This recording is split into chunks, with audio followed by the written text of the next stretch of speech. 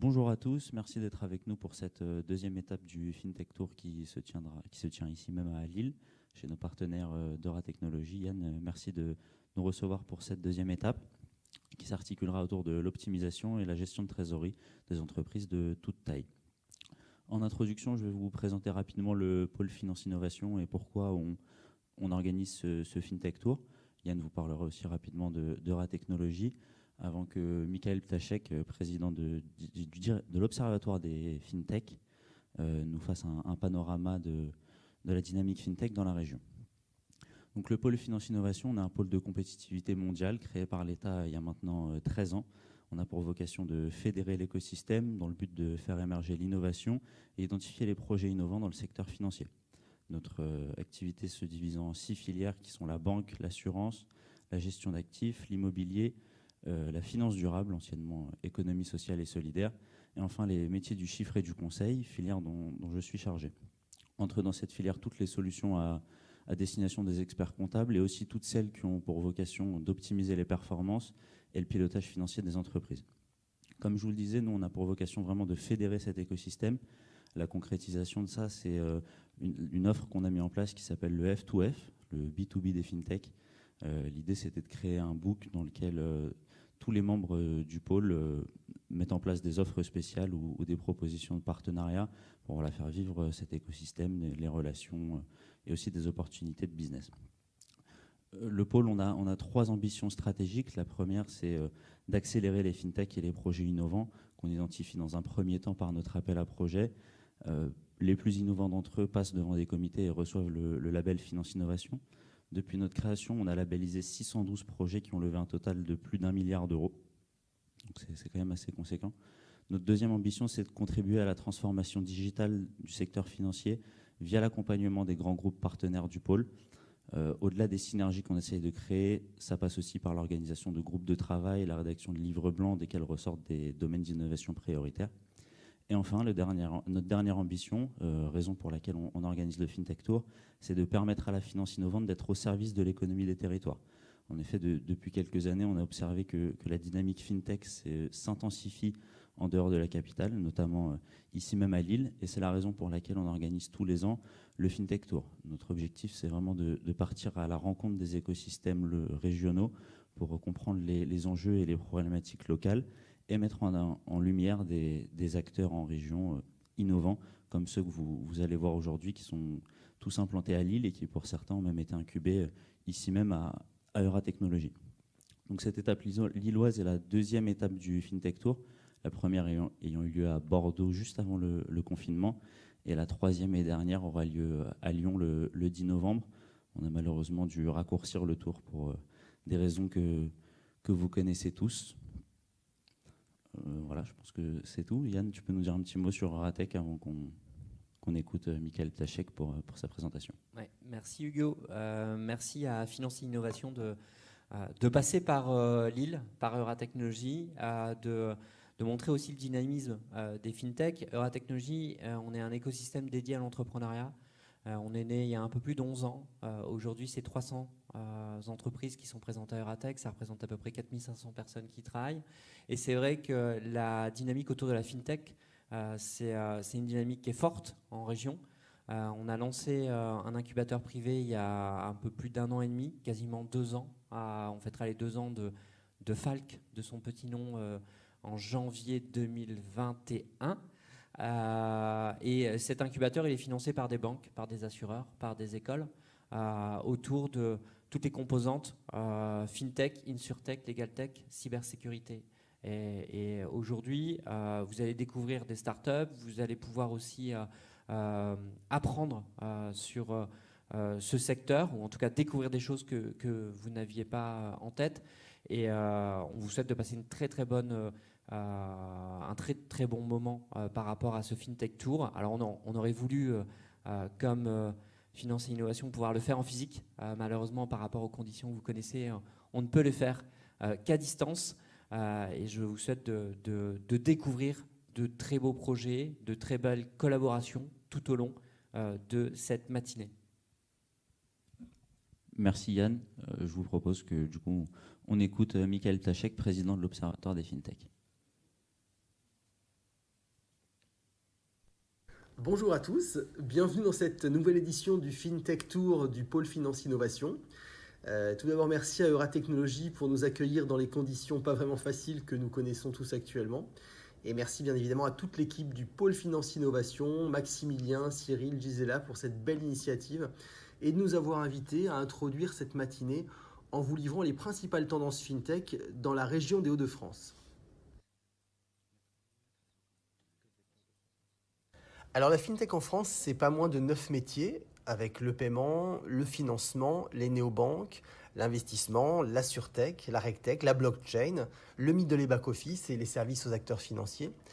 Et bien on observe dans la région des Hauts-de-France que quasiment l'ensemble de ces métiers sont représentés, avec toutefois une dominante dans la surtech avec 7 acteurs, le financement avec 6 acteurs, le middle et back-office avec 4 acteurs, et aussi la blockchain qui est surreprésentée par rapport au reste de la France avec 3 acteurs.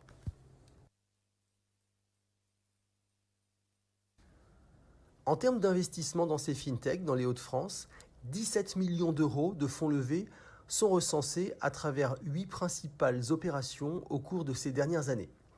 Tout d'abord, Flexifleet, date de création en 2016, opère dans le financement, a levé en 2020 10 millions d'euros. Pumpkin en 2014, acteur qui opère dans le paiement P2P, créé en 2014, a levé 600 000 euros au moment de sa création, puis 2 millions d'euros en 2016, avant d'être racheté en 2017 par Crédit Mutuel Arkea. Utocat, créé en 2014, opérant dans la blockchain, a levé 500 000 euros en 2016, puis 1,6 million en 2018. Meilleurassurance.com, créé en 2010, opérant dans la surtech, a levé 1 million en 2011. Lota.cloud, créé en 2019, a levé au cours de cette même année, au moment de sa création, 700 000 euros. Et enfin, Cautioneo, créé en 2018, a levé en 2019 350 000 euros. Alors tous ces acteurs sont basés à Lille, Flexifleet étant basé à Compiègne.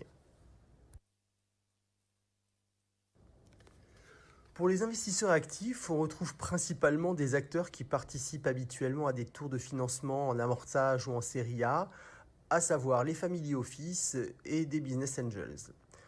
Parmi les investisseurs notables sur les dernières opérations, on retrouve Trocadéro Capital Partners, qui a investi dans Flexifleet en mettant un ticket de 10 millions d'euros, Crédit Mutuel Arkea, qui avait racheté Pumpkin. Le montant de la transaction n'avait pas été dévoilé, mais on parlait d'un ticket de l'ordre de 10 millions d'euros également. La société n'avait que 2 à 3 ans. Sans oublier les acteurs de la grande distribution, on est dans les Hauts-de-France, comme notamment Auchan, qui a développé des systèmes de financement avec une alliance l'année passée sur le sujet pour Rounet avec le groupe BPCE, et qui projette d'avancer également dans le paiement.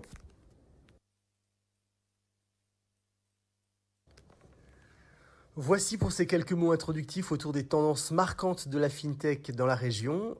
Place à présent aux tables rondes et aux regards croisés avec une dominante sur la trésorerie et la gestion du financement, sujet ô combien important compte tenu de l'actualité que nous traversons.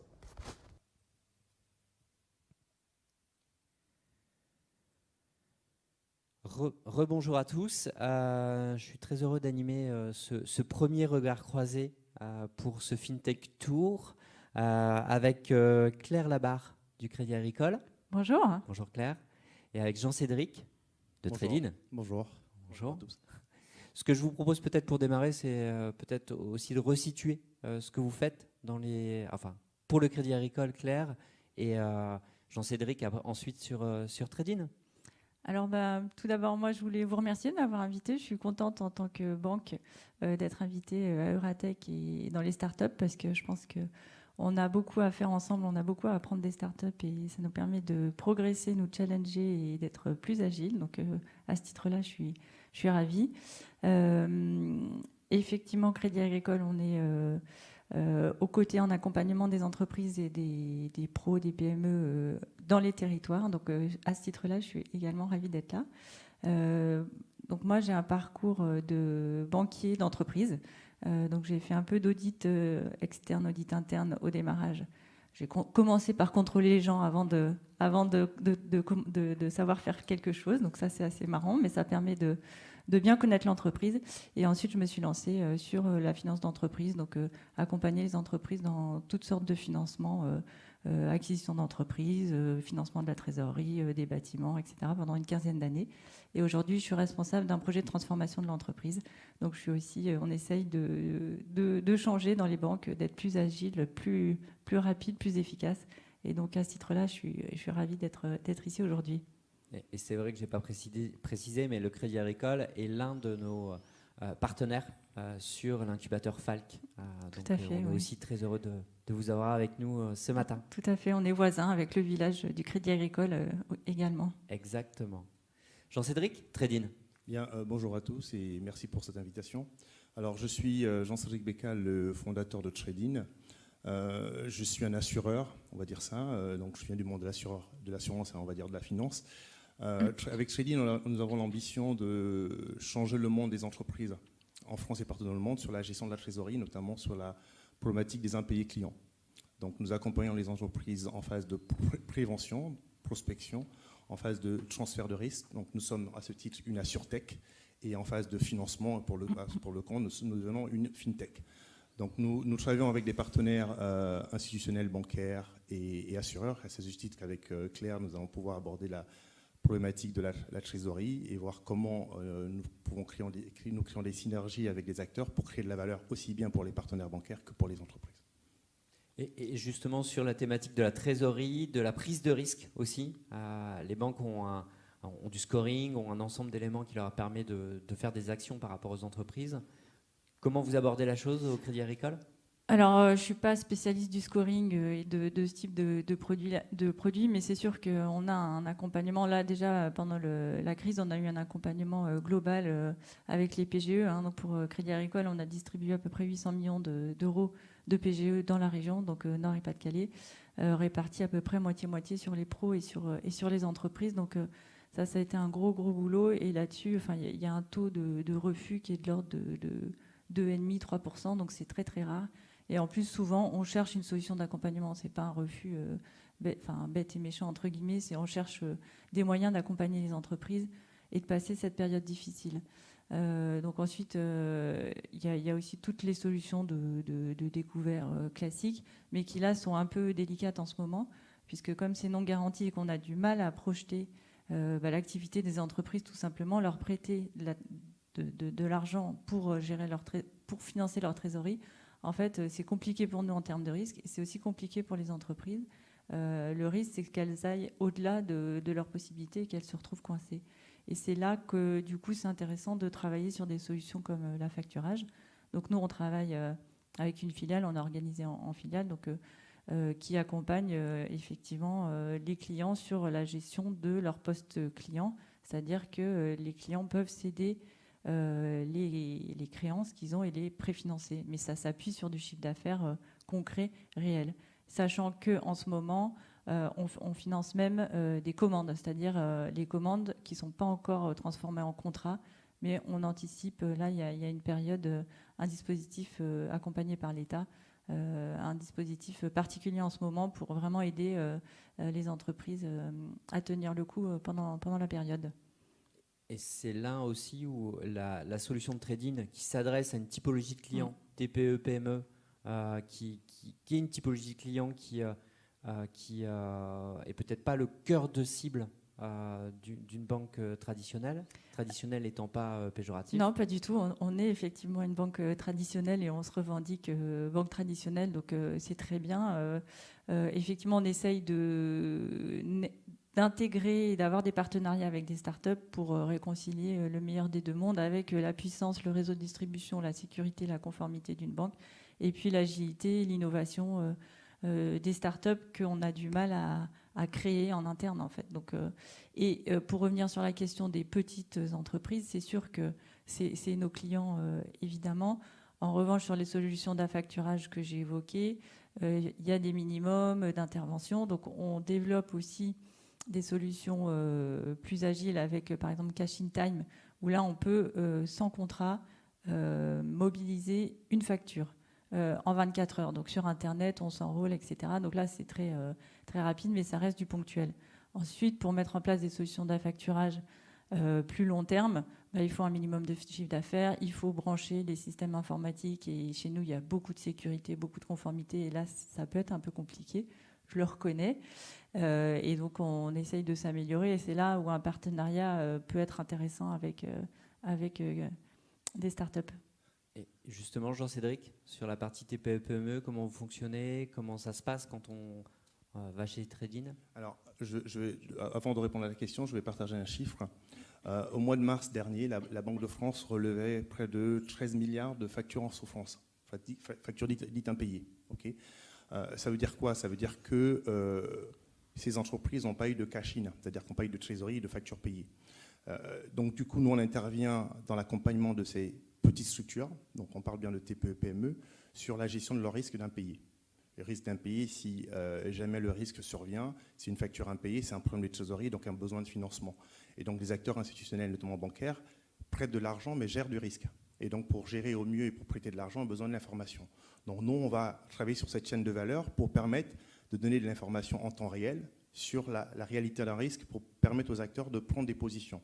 Quand on parle d'acteurs, on parle d'assureurs, on parle de banques pour pouvoir mieux gérer leurs risques. Alors pour la TPE-PME, qu'est-ce que nous faisons? Nous allons pouvoir permettre à la TPE-PME d'avoir de l'information en phase de prospection sur la qualité de paiement de leur contrepartie. C'est-à-dire qu'avant de rentrer en relation commerciale, on va évaluer le risque de sa contrepartie, sa qualité de paiement, sa santé financière et tout cela en temps réel. Et ensuite, on va pouvoir aller vers la gestion du risque en tant que tel, où on va pouvoir suivre, on a développé ce qu'on appelle un credit manager automatisé, ça veut dire que notre outil permet de gérer le risque d'impayé, de remonter des alertes et permettre à l'entreprise d'anticiper le risque d'impayé. Et le cas échéant, de pouvoir transférer son risque sur une assurance crédit 100% digitalisée. C'est-à-dire que l'entreprise n'a quasiment plus rien à faire, puisque nous sommes connectés à sa comptabilité. Et donc, comme un assureur crédit, nous gérons tout. Et donc, étant donné que vous avez transféré ce risque, vous allez pouvoir, avec le partenaire bancaire, être connecté directement en API, puisque nos algorithmes permettent de faire de la prédiction de trésorerie. C'est-à-dire que nous sommes capables de dire à la TPE-PME quelle sera son espérance de trésorerie à 1 mois, 2 mois, et anticiper des situations de crédit et de débit. Et en situation de crédit, ou de débit, surtout on va dire de crédit, elle est capable de faire une demande en automatique à sa banque de financement. Donc on facilite là la relation entre le besoin de trésorerie des entreprises qui aujourd'hui subissent des situations assez difficiles, parce que nous savons tous que post-Covid, les trésoreries sont mises à mal. Ces entreprises vont pouvoir communiquer directement avec leur banque qui aura, elle, des informations beaucoup plus précises, beaucoup plus temps réel et à jour sur la typologie du portefeuille de leurs clients, du risque de leur contrepartie, et va pouvoir plus se positionner au plus juste sur le besoin de trésorerie de l'entreprise. Donc on a aussi une problématique de sizing, de besoin de trésorerie. Donc avec nos outils, on permet à la TPE de piloter au mieux son poste client, d'anticiper ce besoin de trésorerie et en direct, en automatique, par appui bouton, de contacter sa banque, le cas échéant de faire du transfert de créances qui sont rachetées par les facteurs et qui pourraient financer leur trésorerie. Donc on sécurise toute la chaîne de valeur depuis la prévention jusqu'au financement avec nos partenaires bancaires. Oui, tout à fait. On ne se positionne pas au même endroit sur la chaîne de valeur et donc avec ces actions préventives, amélioration du risque, en fait, nous, c'est plus facile de le financer et en plus, on est plus juste dans les besoins de financement des entreprises. Donc, c'est effectivement gagnant pour tout le monde, en fait. Tout à fait. Et dans la relation, justement, banque-start-up, comment on met en place ces ponts aussi, puisque c'est vrai que ça permet de, quelque part, sécuriser l'investissement qui va être fait par la banque, mais en interne dans la banque, il faut aussi sécuriser le fait que la start-up qui a développé cette solution, quelque part, elle n'est pas de blanche pour pouvoir être crédible, en fait. Ce sont des partenariats, alors là ça ne dépend pas de nous, ce sont des partenariats qui se nouent entre les startups et les banques. Nous on a l'avantage, Crédit Agricole, d'être une petite structure, en fait une banque régionale, et donc on n'a pas besoin de l'accord forcément de tout le groupe pour pouvoir entamer un partenariat. On essaye aussi d'être agile et puis on teste, on dit on teste, on voit si ça fonctionne ou pas. Après c'est sûr qu'on se porte aussi un peu garant par rapport à nos clients de la qualité des startups. Donc on va faire un certain nombre de vérifications, évidemment, pour que tout soit fait dans la conformité, puisque nous, la conformité est quelque chose de très, très, très lourd chez nous. Et voilà, on le regrette, mais en même temps, c'est pour la sécurité de nos clients. Et là aussi, je pense que ça permet d'allier le meilleur des deux mondes, parce que parfois, c'est quand même surprenant. Sur ce thème-là, parfois, il y a quand même des gens qui vont faire confiance à des startups qui n'ont pas de service client, qui n'ont pas de... Enfin voilà, c'est assez surprenant, en fait, cette facilité parfois que les gens ont à confier des sommes parfois importantes à des intervenants qui sont complètement à l'étranger, complètement dématérialisés, et qui, en cas de difficulté, on l'a vu là, pendant la période Covid, on a eu beaucoup de retours satisfaisants, en fait, puisque nous, nos conseillers, ils sont quand même au coin de la rue, entre guillemets. Alors ça fait un peu modèle économie à l'ancienne, mais en même temps, en cas de difficulté, y a quelqu'un à qui parler pour sortir des difficultés. Donc, Mais c'est vrai que ça, c'est un exemple aussi assez frappant de la façon dont le particulier ou le pro peut interagir avec des startups et donner des codes d'accès qui normalement sont pas diffusables, entre guillemets, puisqu'ils sont dans la relation entre la banque et son client, pour pouvoir avoir accès à un panel de services ou en tout cas une visibilité de son service qui est différente de celle qui est proposée par l'acteur avec lequel il fait son quotidien, en fait. C'est sûr. Ouais, c'est sûr. Donc il y a ces notions de sécurité à intégrer de manière globale. Et puis toute l'intelligence artificielle nous aide à faire ça, puisque les systèmes des banques sont très très lourds, informatiques sont très lourds, très complexes. Et là, on arrive à mettre juste une petite brique complémentaire qui permettent aux clients de communiquer avec la banque et avec la start-up de manière automatique. Donc là, on fait beaucoup de progrès sur ces sujets-là. Et justement, Jean-Cédric, si on aborde la relation que tu peux avoir avec des banques, c'est quoi les difficultés que tu rencontres pour pouvoir... S'il y en a, il n'y en a peut-être pas. Il y a toujours des difficultés. En fait, déjà, la conformité en est une. Et là, il est important pour nous... la conformité est une opportunité pour la conformité. La conformité est une opportunité. Parce qu'en fait, ça dépend comment on le prend. Pour nous, on le prend comme une opportunité parce que si vous avez pu démontrer la capacité à être validé et à valider en tout cas un partenariat avec une banque, ça donne une espèce de un cachet, un gage de sérieux, de respect des règles en tout cas et de processus. Nous en tant que start-up, comment on voit le partenariat avec une banque ou avec une institution, c'est la banque comme nous a un engagement qui est celui de répondre aux besoins de ses clients. Ça veut dire que la banque, dès lors qu'elle identifie un produit, un service qui répond aux besoins de ses clients, elle a l'obligation, j'ai envie de dire, de pouvoir l'intégrer dans son offre. Parce qu'en fait, les banques sont des commerces comme tous les autres, et donc elles sont orientées clients. Donc ça veut dire que lorsqu'une start-up propose un nouveau produit qui répond à un besoin client, eh bien, la banque, elle le regarde attentivement et va s'assurer que la contrepartie, notamment la start-up, répond à un certain nombre de critères de compliance, de processus, pour s'assurer, in fine, qu'il n'y ait pas détérioration de la qualité de sa relation avec ses clients. Puisque quand même, nos partenaires nous transfèrent la situation de leurs clients. Donc, nous, on a de cesse d'avoir cet enjeu, c'est de dire, bien que nous soyons de petite taille, ce qui a été le cas de toutes les entreprises au démarrage, nous sommes quand même dans un métier d'expertise, puisqu'on parle de finance, on parle d'assurance, donc on est un peu un métier entre experts. Ça veut dire qu'au démarrage, la banque évalue nos compétences à pouvoir répondre à une problématique précise. Et là, on parle d'impayé, on parle d'assurance. Une fois que le produit est évalué, il répond à un besoin. Et donc, on rentre dans un processus d'évaluation, de conformité, ce qui a été le cas avec un certain nombre de nos partenaires. Donc, j'ai envie de dire, c'est un peu les règles du jeu quand on décide de s'attaquer à un gros marché qui nécessite de créer des partenariats avec des grandes entreprises, c'est de s'assurer qu'on soit capable de répondre à l'ensemble des interrogations, des questions pour rassurer la contrepartie. Mais il ne faut pas oublier que nous sommes là pour répondre à un besoin client et nous, start-up, on apporte à la banque qui peut avoir des systèmes assez divers, une complexité dans son organisation, une sorte de flexibilité. D'agilité, parce qu'en fait, nous, on arrive avec des modèles très simplifiés de parcours client. Et donc là, la banque, elle observe cela en se disant, on est à l'ère de la digitalisation. Les banques ont des enjeux de digitalisation, il y a des fintechs qui émergent de partout. Donc nous, on va être là pour créer de la valeur avec la banque, pour répondre aux besoins de ses clients. Donc je pense qu'il faut garder en tête cet objectif de dire, on répond tous à un besoin client, on est tous, on va dire, à l'anglo-saxon, on dit customer-centric. Donc on est là pour regarder le client, les besoins du client, améliorer l'expérience client et créer de la valeur ensemble. Oui, tout à fait. Et puis, du coup, cette expertise-là, elle peut être distribuée par les conseillers du Crédit Agricole dans toutes les agences bancaires. Donc, et plus le produit est simple, et plus il est facile à expliquer aux conseillers et puis aux clients. Donc, Et justement, quand on intègre une solution d'une start-up, il faut, comme tu le disais, il faut que les conseillers se l'approprient. Oui, tout à fait.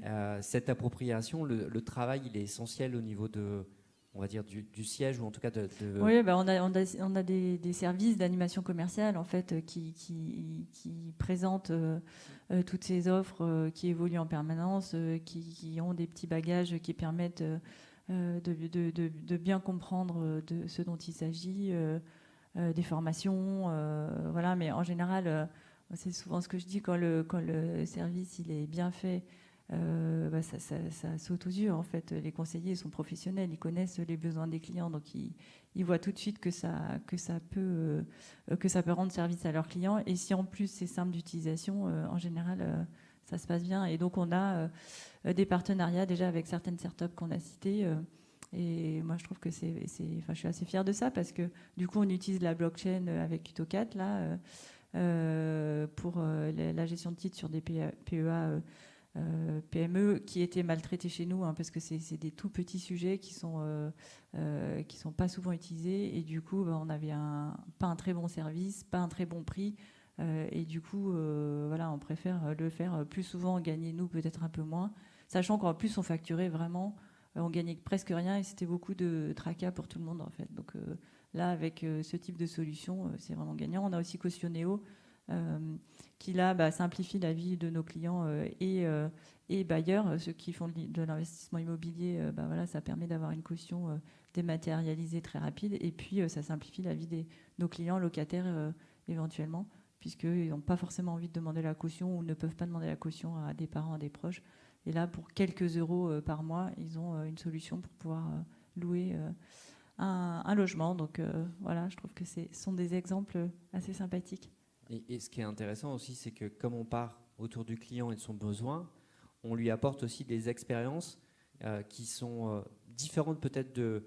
Alors il y a le rapport, et tu l'as précisé, le rapport qu'on peut avoir avec son conseiller, mais il y a aussi toute la partie digitale. Aujourd'hui, on fait beaucoup de choses dans le digital, et ça permet aussi peut-être en interne aussi de prendre le sujet du digital peut-être différemment.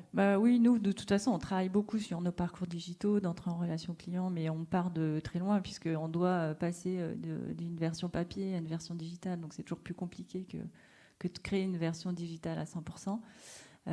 Mais oui, ça nous permet de travailler là-dessus et d'essayer de nous inspirer, de faire aussi bien que l'ouverture de compte en 3 clics. On n'en est pas encore là, mais bon... Ça nous permet aussi de progresser là-dessus, d'être challengé là-dessus, bien sûr. Mais déjà, on se dit, en fait, digitalisons bien nos parcours essentiels. Et voilà, donc on n'essaye pas de créer des offres connexes dans tous les sens, alors qu'il y a des startups qui maîtrisent très, très bien cette petite niche, cette petite offre de valeur-là. Et donc, voilà, ça permet d'allier le service client, la largeur de gamme, et puis de rester sur notre métier de base et d'essayer de s'améliorer sur nos métiers de base. Oui, et puis le sujet de la simplicité aussi pour le client, parce que le client, ce qu'il veut, c'est une solution. C'est sûr. Et donc là, c'est un grand changement dans les banques, hein, parce qu'on a été très très longtemps process, conformité, etc. Et là, on se dit, ça, c'est sûr qu'on on est obligé de continuer à le faire, mais néanmoins, il faut vraiment qu'on se mette à la place du client et qu'on se dise... Effectivement, le client, lui, il s'en fiche que ça passe du service commercial au service engagement, au service réalisation de crédit, au service garantie. Alors, en fait, ce sont des process qui sont complexes, mais on essaye vraiment de repenser nos parcours clients et d'améliorer l'expérience client. Améliorer l'expérience client. Alors, tu nous as parlé un peu de la manière dont fonctionnait Tradin, mais j'aimerais bien que voilà, quelqu'un qui va sur le site Tradin, ça marche comment pour lui? Alors déjà, pour rejoindre ce que vous disiez, nous, enfin mes équipes et moi, on a de cesse sommes orientés simplicité. Simplifier le parcours client, simplifier le produit pour que le client aille à l'essentiel sur la valeur ajoutée, la valeur qu'on crée pour lui. Chez nous, un client arrive sur la plateforme Tradin, il va avoir rentré 2-3 informations. Notamment, il va rentrer déjà son SIRET pour identifier son entreprise.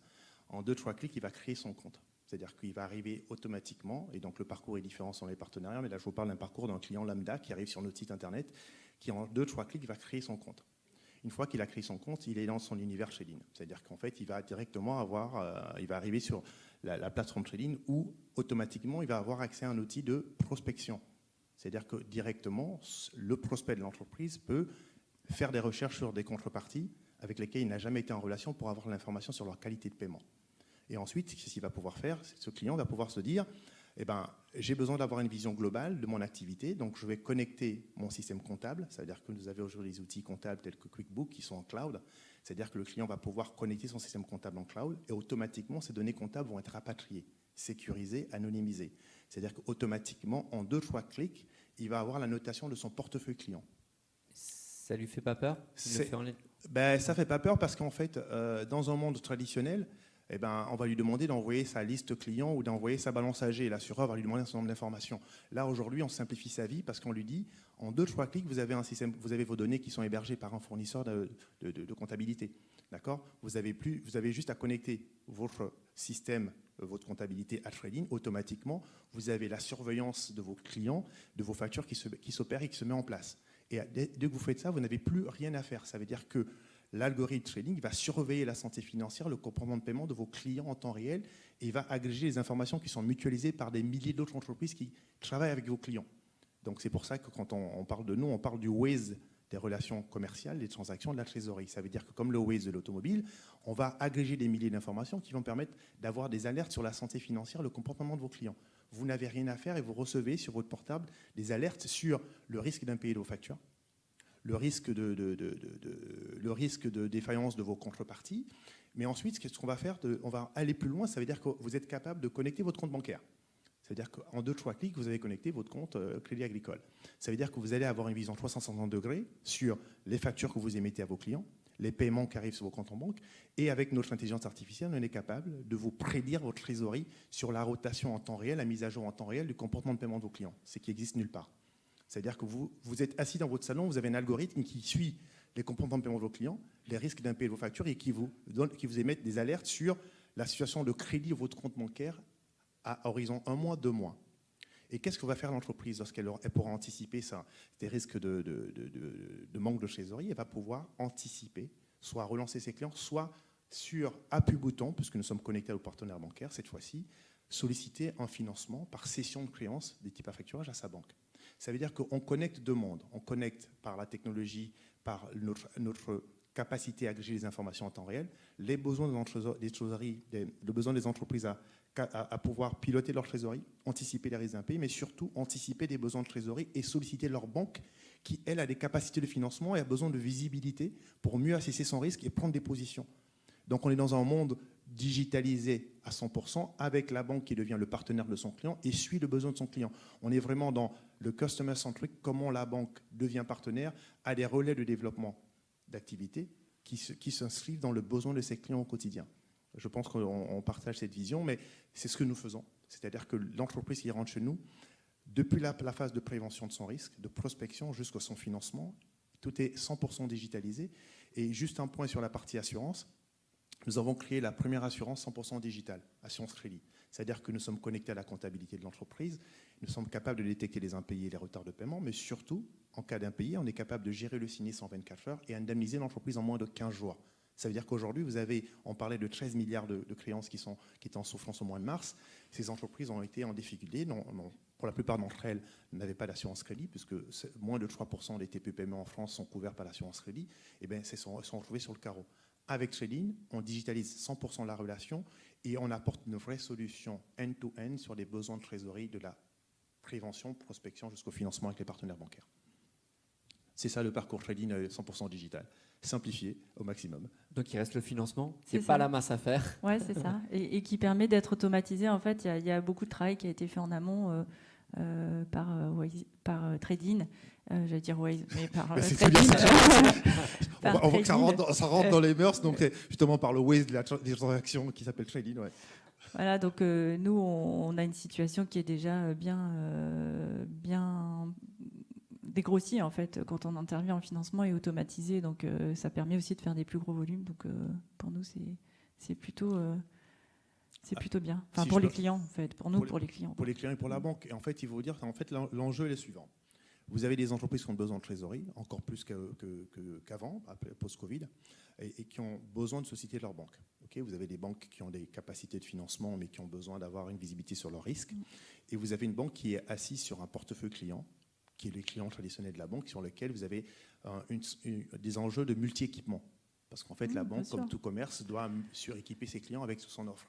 Nous, ce qu'on permet de faire, c'est de faciliter la relation à la banque et ses clients, entre les besoins des clients et l'offre de la banque, pour permettre à la banque de multi-équiper ses clients. Ça veut dire que, normalement, aujourd'hui, si on regarde la plupart des banques, je pense que sur la partie financement, on a moins de 20% d'équipement, enfin moins de 20% de transformation cross-selling, je veux parler avec un mot anglophone, de cross-selling sur le portefeuille client. Ça veut dire que la banque n'arrive pas à vendre quasiment plus de 20%, à plus de 20% de ses clients son offre de financement. Et là, ce qu'on va faire, c'est qu'on va exposer la majorité des clients de la banque connectés à Trading à l'offre de financement de la banque pour pouvoir financer tous les besoins des clients et donc augmenter les revenus de la banque de son activité de financement. Et tout ça de manière digitalisée, en épurant et en donnant à la banque de l'information de qualité temps réel sur le risque de sa contrepartie. Une information encore, je pense qu'on partage ça, le PGE, entre mars et avril, c'était de mémoire 1156 milliards de crédits bancaires, sur lesquels les banques ont 10% de risque, justement, pour 10%. Donc ça veut dire que les banques, voilà, les banques portent un certain nombre de risques sur lesquels elles doivent piloter leurs risques et donc avoir l'information. Donc quand une banque refuse de donner un crédit, elle ne refuse pas parce qu'elle a envie de refuser, parce qu'elle n'a pas de visibilité sur le risque. Donc si une entreprise se connecte sur une plateforme qui est capable de donner de la visibilité sur son risque pour permettre à ses partenaires financiers de prendre des positions beaucoup plus précises, elle verra que la banque pourra de manière plus aisément donner de l'attitude et donner du crédit. Et donc on essaie de rallier ce monde, de mieux évaluer le risque pour permettre aux acteurs de prendre des positions et financer les entreprises qui en ont besoin. Et justement, la post-Covid, avec ces PGE qui ont été mis en place, qui ont été mis en place, parce que j'avais un autre mot en terre, qui ont été mis en place, un outil comme Trading qui permet d'anticiper justement les problématiques que vont avoir les entreprises, il va devenir intéressant, important, puisque au final, ces PGE, c'est bien à un moment de rembourser cet argent qui a été prêté pour pouvoir passer la crise, en fait. Oui, bien sûr. Ouais, bien sûr.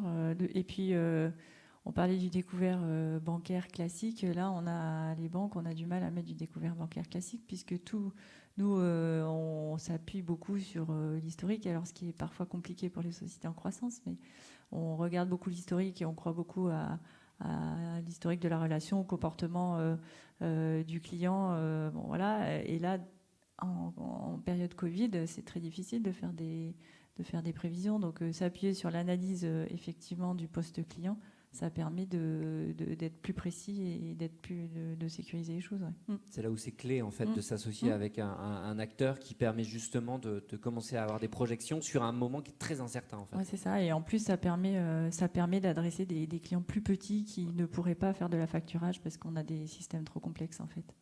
Donc, on leur propose même pas en fait aujourd'hui la facturage. Et là, ça leur permet d'avoir accès à ce type de solution plus sécurisée pour le financement de la trésorerie. Qui est dans l'intérêt de la banque, puisque bien quelque sûr. part son client ensuite... Nous, meilleur notre risque est, plus on est content. Donc c'est sûr, le banquier n'aime pas les impayés non plus. Tout à fait. Et derrière chaque banquier, il y a un assureur crédit et qui prend le risque, en tout cas sur la partie à facturage pour la plupart des contrats.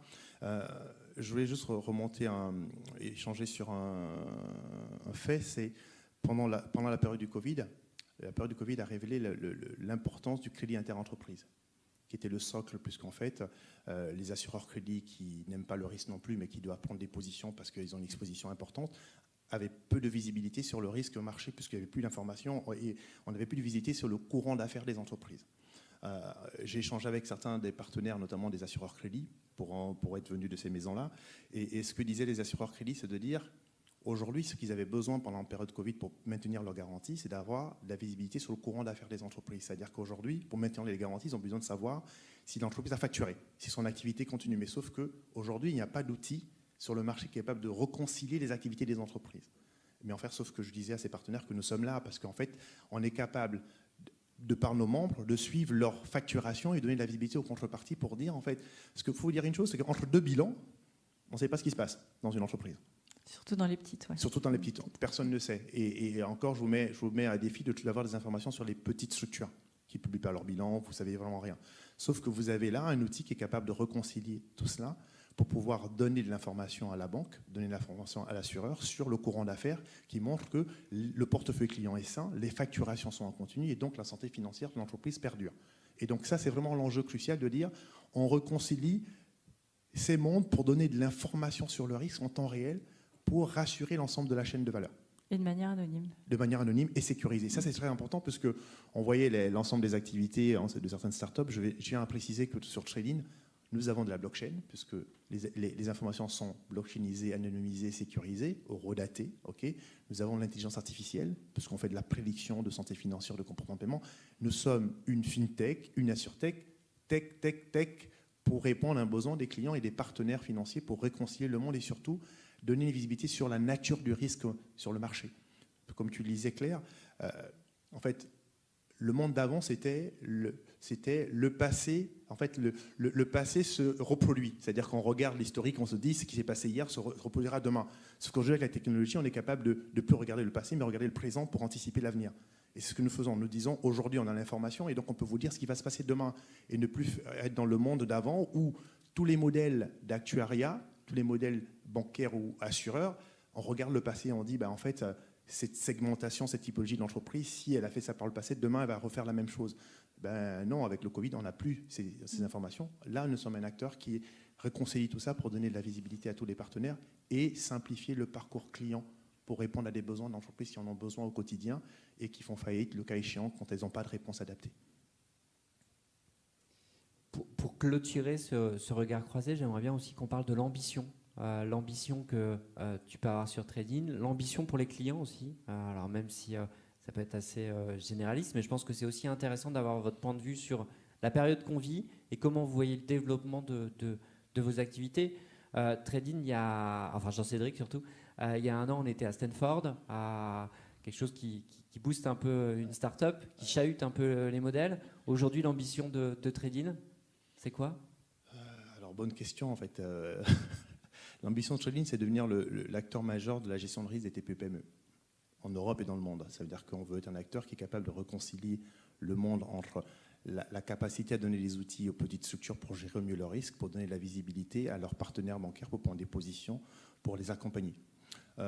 Mon ambition, c'est de créer un monde où en fait, il n'y aura plus de faillite d'entreprise due au comportement de paiement d'une contrepartie. C'est-à-dire que dans ma vision, j'estime que la faillite d'une entreprise doit découler de son inefficience commerciale et non pas au fait qu'un partenaire n'ait pas payé sa facture, par exemple. Vous avez 12 500 faillites d'entreprises en France dues aux impayés, au retard de paiement de leur contrepartie. Ces entreprises étaient des entreprises efficaces, performantes, mais qui se sont retrouvées avec un impayé, qui se sont retrouvées sans solution pour gérer leur trésorerie ou financer leur trésorerie parce que leurs partenaires n'avaient pas la bonne information pour les accompagner. Et moi, j'estime que ce monde, c'est le monde d'avant. Et donc, mon ambition, c'est de changer ce monde en proposant des outils, des solutions qui donnent de la visibilité à toutes les entreprises en France et partout dans le monde. Donc, on veut être le leader de ce marché maintenant et demain. Claire. Alors nous, on a une ambition un peu plus mesurée. C'est l'effet start-up. Hein. Voilà, un peu plus mesurée, même si le Crédit Agricole est présent partout dans le monde. Mais pour Nord-de-France, nous, c'est un positionnement un peu différent. C'est-à-dire que nous, compte tenu de la pression qu'il y a sur le modèle des banques, c'est continuer à être là dans toutes les agences. En fait, vraiment, nous, c'est ne pas fermer d'agence, rester présent dans tout le territoire, rester un acteur local de proximité, intégré dans les écosystèmes de partout dans le Nord et le Pas-de-Calais, et puis de digitaliser, effectivement, d'améliorer notre expérience client, notre service client pour être plus en conseil et vraiment orienter les clients vers des solutions financières qui leur conviennent. Donc vraiment se positionner en tant que conseil de proximité. Merci beaucoup Claire, merci Jean-Cédric. Merci à toi Yann, merci à tous. Merci beaucoup. Merci. Bonne journée. Bonne journée.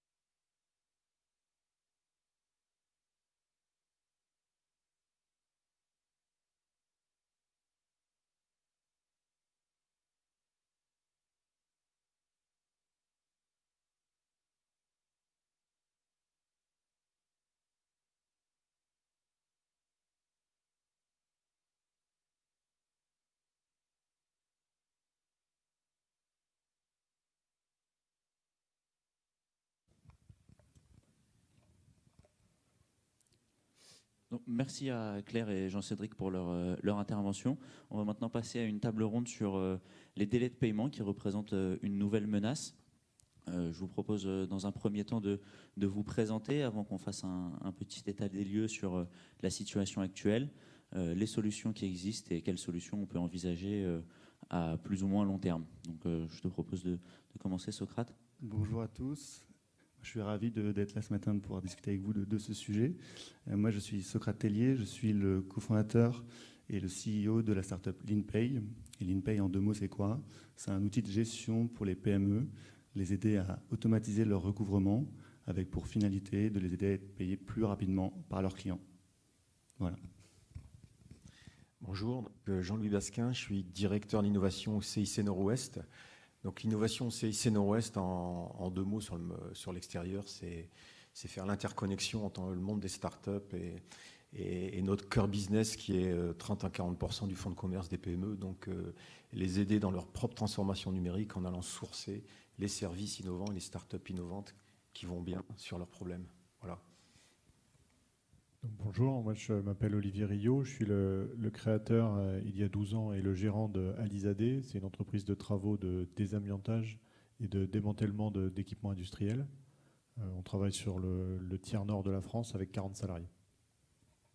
Merci à tous pour cette présentation rapide.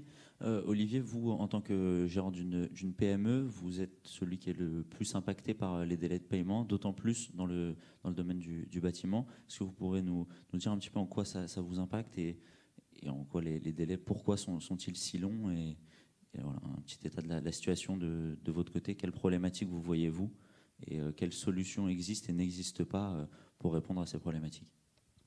Alors, en quelques chiffres, Alizadé, c'est 6,9 millions de chiffre d'affaires l'année dernière. C'est à peu près 300 factures clients par an, avec pas mal de situations intermédiaires, ce qui rajoute de la complexité. C'est-à-dire qu'on ne facture pas toujours un devis à 100%, mais c'est un devis qui peut être étalé sur plusieurs mois, selon l'avancement. Ça, c'est un des premiers freins aux facteurs, qui n'aiment pas ces situations intermédiaires. Donc nous, le financement de la trésorerie, il se fait par session sur certains très gros postes clients privés de bonne signature ou publics. Mais toute la petite partie des factures qui sont de quelques milliers ou de quelques dizaines de milliers d'euros n'est pas accessible aux facteurs, par exemple. Donc ça nécessite d'autres outils. Les difficultés que nous avons, nous, alors je travaille moi dans le bâtiment et aussi dans l'industrie, c'est qu'on a rarement de contrat direct. Il y a très souvent un niveau de sous-traitance, c'est-à-dire que c'est un prestataire qui a pris une opération plus globale qui va sous-traiter à plusieurs lots techniques, ce qui fait que j'ai rarement le client final en face. Ça nous arrive, mais ce n'est pas toujours le cas. Ça rajoute une complexité pour la relance, parce que quand l'entreprise sous-traitant numéro 1 demande 50% de sa prestation le premier mois, il n'est pas dit que le titulaire du marché reporte sa demande. Et je ne suis pas sur son bureau pour voir s'il l'a fait. Donc quand moi, mes équipes le relancent 2 mois plus tard, on est peut-être en train de relancer quelque chose qui n'a toujours pas été présenté au client. Donc ça, c'est une difficulté par rapport à la structure des marchés et de la réalisation de la commande. Après, juste en quelques chiffres, depuis 12 ans, nous, on a un poste client qui tourne autour des 90 jours de délai moyen de règlement, globalement depuis 10 ans, et nos fournisseurs, on les paye globalement à 60 jours. Donc ici, le banquier, c'est moi. Et donc vous, en tant qu'acteur start-up avec LeanPay et vous à plus grande échelle avec CIC, quelles solutions vous mettez en place pour aider des acteurs justement comme les PME qui se transforment en banquiers dans le cas d'Olivier? Olivier, dans ce qu'il vient de dire, il y a 3 sujets. Il y a le sujet des délais de paiement, il y a le sujet du recouvrement, il y a le sujet de l'accès au financement et de la gestion du financement, qui sont vraiment 4 sujets interconnectés et qu'on peut adresser différemment selon les technos. Et si on essaye de démarrer par les délais de paiement, en gros, aujourd'hui, nous, ce qu'on observe, c'est que pour que les délais de paiement soient respectés, il faut qu'il y ait une dépendance. Il y a une dépendance du fournisseur vis-à-vis du client, c'est-à-dire qu'il ne peut pas faire sans ce fournisseur-là, auquel cas il va payer parce qu'il a vraiment besoin du produit. Sinon, il n'y a que la data qui peut être coercitive, parce que c'est la data qui va venir donner des indicateurs et qui va pouvoir marketer en fait, le fait que la personne paye mal ou bien. Et du coup, ça entraîne une spirale, on va dire, d'amélioration par la gestion de la data. C'est comme ça que des solutions comme l'INPE peuvent fournir la data qui vont améliorer les délais de paiement, qui sont aujourd'hui effectivement... Il y a un 5e sujet aussi qu'on abordera, c'est les plateformes, parce que les plateformes comme Chorus ou d'autres plateformes de digitalisation qui sont censées améliorer et respecter les délais de paiement, on va en discuter juste après. Donc c'est bien ça, on va essayer de discuter de ces 5 points qui sont interconnectés, et l'INPE, c'est justement son cœur business là-dessus. Ouais, nous, sur les causes vraiment des délais de paiement, pour prolonger les éléments qui ont déjà été avancés, on en voit 2 grands types. Les premières, c'est vraiment les causes externes à l'entreprise. Par exemple, Monsieur Rio, vous êtes dans la construction, dans le bâtiment. On sait que c'est traditionnellement un secteur, de par le fonctionnement avec les sous-traitances, etc., qui subit des gros retards de paiement. Donc il y a tous ces éléments extérieurs à votre entreprise. Ça peut être lié à l'organisation de vos clients, à dessein ou involontairement, ils vont mettre en place des processus qui vont aussi ralentir le traitement des factures. On connaît ça. Mais ce qu'on voit aussi, c'est qu'il y a des éléments internes à l'entreprise qui causent des retards de paiement, liés à l'organisation de l'entreprise, le suivi, l'accès à l'information sur le poste client, les relances, et enfin le rapprochement bancaire, ce qu'on appelle le rapprochement bancaire. Et nous, c'est vraiment là-dessus qu'on essaie d'accompagner les entreprises pour simplifier, automatiser les tâches qui prennent énormément de temps dans les entreprises et qui causent un manque de relance, un manque de suivi, et donc des retards de paiement. Parce que dans la plupart des cas, on est encore sur du tableur Excel. Hein. Dans beaucoup de PME, oui, c'est encore le cas. On a un outil comptable en place dans l'entreprise, mais qui ne permet pas forcément un suivi en temps réel du poste client. Et donc derrière, en général, on extrait en fait des fichiers, des balances AG, des grands livres qui sont retraités manuellement sur Excel. Et ça, le problème, on le sait très bien, c'est à cause d'erreurs humaines. C'est pas facile à suivre en temps réel. Et donc ça peut aussi expliquer les retards de paiement. Il y a également un sujet culturel, c'est qu'on est un pays, chrétien qui est formidable, mais le sujet de l'argent est très délicat à aborder. C'est-à-dire que culturellement, c'est pas celui qui est gêné d'aborder le sujet. C'est pas logique que ce soit le prestataire qui vienne dire à son client, monsieur le client, il me semble que la facture du mois de juin est toujours pas payée. Il ose presque pas en parler. Enfin, ça met mal à l'aise. Or, c'est pas dans ce sens-là que ça devrait fonctionner. Et le second sujet, qui lui est très très inhérent, particulièrement à la construction, c'est qu'on déresponsabilise les acteurs, puisqu'en fait une facture doit être visée par un maître d'œuvre ou un bureau d'études, qui est donc tiers, qui n'est pas le client final.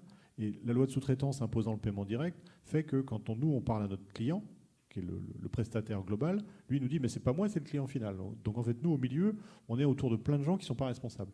Et ça c'est pénible, on a moins ce sujet-là sur un contrat simple entre 2 acteurs privés, où là la relation est limpide. On a mis un échéancier, il est dedans ou il n'est pas dedans. Ça fait partie des facteurs aggravants, je pense. Pardon. Et vous, monsieur Rio, vous suivez très très bien votre poste client. Donc j'imagine que les entreprises qui ont un peu plus de largesse avec l'organisation, le suivi du poste client, ça va être encore pire. Oui, alors nous, comme on a été, effectivement, moi j'ai créé en 2008, donc juste pendant la dernière crise financière, ce qui veut dire qu'on a culturellement, on a vécu en hypercroissance, avec des financements qui ne sont pas venus tout de suite de la part de nos banques. Donc on a dû vivre vraiment le couteau entre les dents, ce qui fait que la relance chez nous, c'est plus que culturel. Et un chargé d'affaires qui voudrait faire un devis sur un client qui pose souci, quand il va ouvrir la fenêtre, ça va lui indiquer qu'il y a un problème. C'est-à-dire que la DAF aura pu renseigner, ce qui fait qu'il y a un accès à l'information qui est plutôt rapide. Ça, ce n'est pas forcément le cas dans toutes les entreprises. Il y a encore aussi une culture commerciale, c'est-à-dire qu'on se satisfait du chiffre d'affaires et moins du travail de recouvrement derrière, dans certains cas. En fait, facturer, c'est bien, mais être payé, c'est mieux, quoi. Donc, Et enfin, on s'aperçoit, en fait, quand on vous écoute et on regarde, c'est qu'en fait, aujourd'hui, les délais de paiement, c'est encore très interventionniste et analogique, en fait. C'est-à-dire pour payer dans les temps, il faut vraiment une intervention de la personne. Il faut déjà une intervention de la personne pour surveiller si elle est payée dans les temps, et il faut une intervention de la personne pour surveiller si elle paye dans les temps. Qui plus est, s'il y a une intention de retarder, volontaire ou pas. Donc on a un cumul d'actes analogiques, et c'est là où la digitalisation, normalement, je dis bien normalement parce qu'on va voir que ça entraîne d'autres sujets, la digitalisation peut normer en fait ces actes et passer de l'intention à l'automatisme, quoi. En disant, voilà, c'est tel jour, vous devez payer tel jour. Alors qu'avant, il faut sortir l'Excel, il faut regarder, il faut et faire des choix. Là, avec la digitalisation, normalement, c'est la digitalisation qui amène le choix et qui amène l'acte, quoi. Moi, sur la digitalisation, le témoignage que je peux apporter, c'est qu'aujourd'hui, on a parfois autant de plateformes qu'on a de clients, même chez les clients privés. Un constructeur automobile dont je tairai le nom, on a pris un contrat chez eux. On nous a expliqué qu'il y avait une plateforme sur laquelle on devait donc créer un identifiant, passer toutes les barrières pour en fait, ce qu'on fait, c'est qu'on va juste renseigner dans leur système notre avancement. C'est-à-dire que digitalisation, effectivement, on a perdu un timbre pour la Poste, mais on a gagné le fait qu'on va faire une partie de leur boulot. Et chez ce client-là, c'est de cette forme-là. Dans tel autre ministère qui n'a pas voulu être sur Chorus parce qu'il avait décidé qu'il n'avait pas envie, c'est comme ça, et on vous impose une formation de 3 heures de votre comptable à Paris, parce que le ministère, dont je tairai le nom aussi, a sa propre plateforme. Enfin, des exemples comme ça, on peut en démultiplier. C'est-à-dire que nous, aujourd'hui, je dirais, l'acteur prestataire de services que je suis, pour moi, la digitalisation, pour l'instant, on a gagné un tout petit peu de rangement dans les armoires, mais en emmerde et en démultiplication de structures, pour l'instant, moi, j'y vois pas d'économie de mon côté. Alors, ça, c'est assez classique, c'est-à-dire que du parcours de la digitalisation jusqu'à la standardisation où on commence à gagner du temps, c'est encore une fois qu'une question de rapport de force. C'est-à-dire c'est le plus gros, entre parenthèses, que ce soit une banque ou une corporate, qui va imposer son système. Et derrière, on se retrouve avec X plateformes, parce que Chorus c'est censé améliorer tout ça. Sauf que des Chorus, il y en a pour le bâtiment, il y a d'autres plateformes qui reviennent dans d'autres activités. Et dans les chiffres, on voit que ces plateformes qui ont été mises en place pour soumettre vos factures, en fait, ça n'a eu aucun impact sur les délais de paiement. Oui. Alors Chorus, c'est pas vertueux. C'est pour le public. Ouais. Ça n'a eu aucun impact sur les délais de paiement des institutions publiques envers les acteurs privés. Donc, Mais on peut imaginer qu'il y a un consensus qui va se jouer dans les années qui viennent pour atterrir sur un standard de plateforme. C'est ça le but. Après, ce qui relève du bon sens, c'est que est-ce que certains comprennent, mais pas d'autres, dans la relation entre deux prestataires, le modeste prestataire, il a besoin de son gros client, mais le gros client, s'il fait appel à un prestataire, c'est qu'il ne sait pas faire, parce que son sous-traitant lui amène. Donc, à un moment, il y a quand même une interdépendance.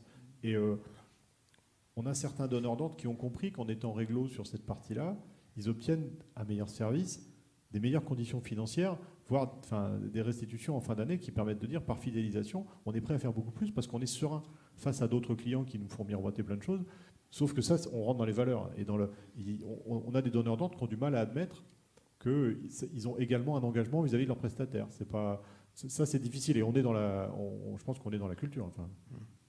Peut-être qu'on peut aborder là, on commence à toucher aux solutions, essayer de trouver, esquisser des pistes de solutions. Nous, en tant que start-up, le premier point qu'on voit qui est essentiel, c'est l'accès à l'information.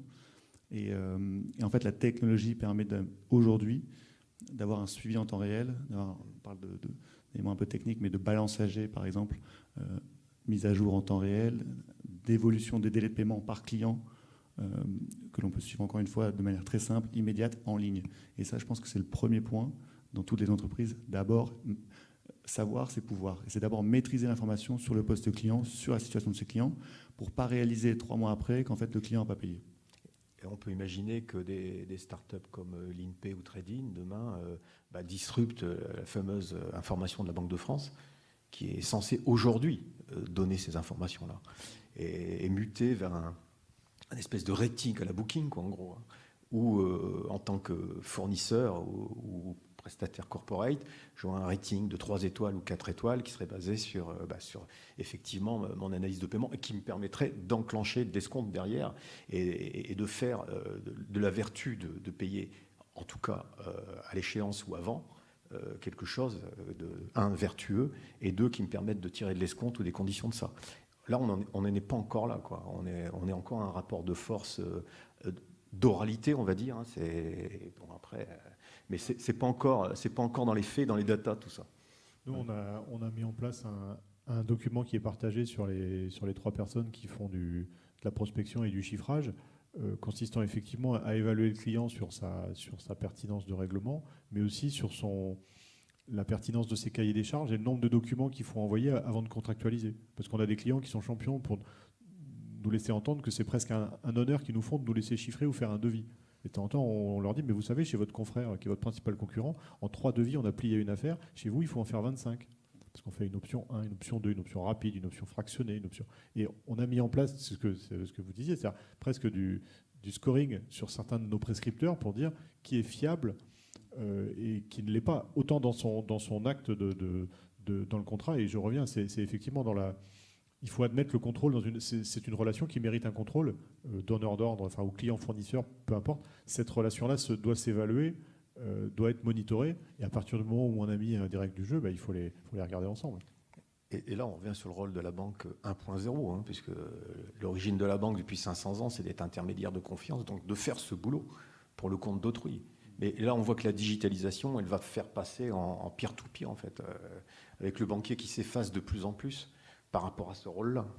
En fait, je pense que là, c'est vraiment une bonne vision de l'écosystème qui a un vrai avenir. C'est-à-dire, il y a la PME qui facture, qui veut être payée. Il y a les fintechs qui se lancent dans ce sujet-là, d'aider les PME à optimiser leur recouvrement, automatiser toutes les tâches à faible valeur ajoutée, passer plus de temps avec le client, comprendre s'il ne paye pas, pourquoi il ne paye pas, et suivre vraiment ça précisément. Et ensuite, la banque intervient pour toutes les solutions de financement des PME, que ce soit du prêt bancaire classique, que ce soit de l'affacturage. Je pense que là, on a une bonne vision de l'écosystème qui existe.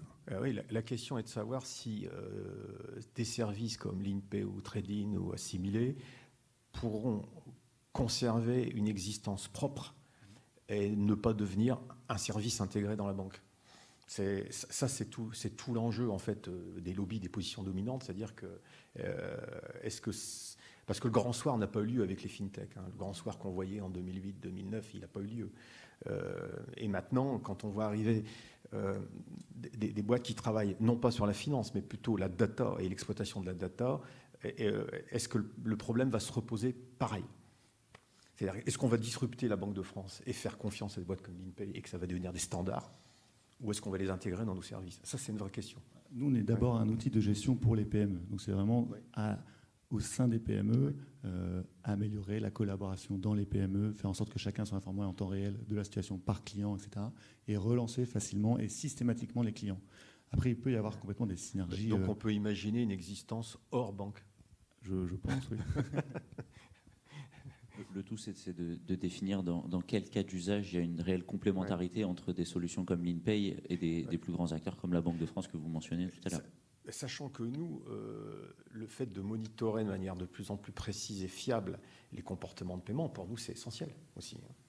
C'est essentiel pour l'octroi du crédit. On n'a pas encore parlé, là, parce qu'on est dans les télépaiements. On va peut-être passer dans l'octroi du crédit, mais l'octroi du crédit, ça s'appuie sur une connaissance la plus fine possible des comportements de paiement. Oui, puis je pense que l'actualité du Covid va mettre à jour le fait que les infos Banque de France, loin de moi l'idée de vouloir les dévaluer, mais notamment dans la relation du crédit fournisseur. Moi, dans la construction, j'ai beaucoup de fournisseurs que je sollicite sur plein de petites factures. Il est évident que les conditions que j'arrive à traiter avec eux de 30 jours, 45 jours, 60 jours, peu importe, aujourd'hui, elles sont fondées sur un bilan qui est publié 6 mois après son déroulement. Or, l'actualité, malheureusement... Dans le meilleur des cas, 6 mois. Voilà. Et donc, je pense que l'évaluation fondée sur les 3 derniers bilans avec un tel retard ne vaudra plus grand-chose demain quand les gens vont dire est-ce que je continue à livrer Tartampion pour des petites factures à 200-300 balles si à la fin de l'année, je me suis pris une banqueroute parce que j'ai perdu 3 prestats qui m'ont planté de 10% de mon business et que je peux couler avec 10%. Donc, je pense qu'il y a on est tous le client ou le fournisseur de quelqu'un d'autre. Le fameux encours client ou encours fournisseur qui se traite va être mis à mal par les effets du contre-coup du PGE. On a injecté un paquet de fric dans les entreprises, c'est très bien. Moi, commercialement, aujourd'hui, l'effet que j'en vois, c'est des comportements suicidaires commercialement de certains de mes confrères qui, ayant un maximum de fric sur leur compte, prennent des risques inconsidérés. Donc, tout ça, dans un an, on va en reparler. Enfin, il y aura une contre-vague quand il va falloir consolider pour dire je garde ou je rends. C'est ça, exactement. Le premier rendez-vous au tas de sable, il va arriver au printemps 2021. Mais on se rend bien compte dans ce que vous dites et dans ce qu'on voit, c'est qu'on est passé vraiment dans le monde de l'immédiateté avec le Covid, au niveau décision. Il y a encore quelques années, il y avait un recul, une profondeur de comportement. Avec le Covid, on se rend compte qu'en fait, la profondeur de comportement, elle a été balayée et qu'on est sur un monitoring à quelques semaines du comportement. Parce une entreprise ne peut plus se permettre de piloter son poste client à 3 mois, 1 mois, ou dans certains cas 6 mois. C'est impossible. Quand la situation économique se contracte, évidemment que la trésorerie devient l'enjeu principal des entreprises et que du coup, il y a un besoin de suivre encore plus précisément le poste client. Il y a une étude de l'EURMS qui est assez intéressante. En 2008, donc crise économique, et en fait, on voit qu'au niveau mondial, les délais de paiement se sont réduits de 6 jours. Et pourquoi ? Parce qu'en fait, justement, les entreprises ont passé plus en plus de temps et ont priorisé les rentrées de trésorerie alors que la situation économique se dégradait. Donc on voit que quand les entreprises font attention, serrent les boulons, relancent systématiquement et suivent précisément leur poste client, elles arrivent à réduire leur délai de paiement, même dans une crise économique. Après, il y a un effet aussi qu'il ne faut pas négliger, c'est que, surtout les grands groupes et ensuite PME, c'est qu'aujourd'hui, améliorer sa trésorerie, ça ne paye plus. Quand on était encore sur des taux de rémunération de 3, 4%, je parle du marché là, on avait intérêt, les grands groupes avaient intérêt à ramener la trésor pour la placer, donc du coup ça avait une vertu dans, on va dire, le ruissellement. Aujourd'hui, la trésor est 0%, qu'elle soit sur le compte, qu'elle soit, je vais dire, à la limite on s'en fout, quoi. Sauf quand on est en rupture de cash, quand on est en mode survie, on est bien d'accord. Si on a une trésorerie de 6 mois à l'avance, qu'on en ait 4 mois ou 8 mois, c'est pas super important. Par contre, si on est entre 0 et -2, là ça devient crucial de faire rentrer, quoi.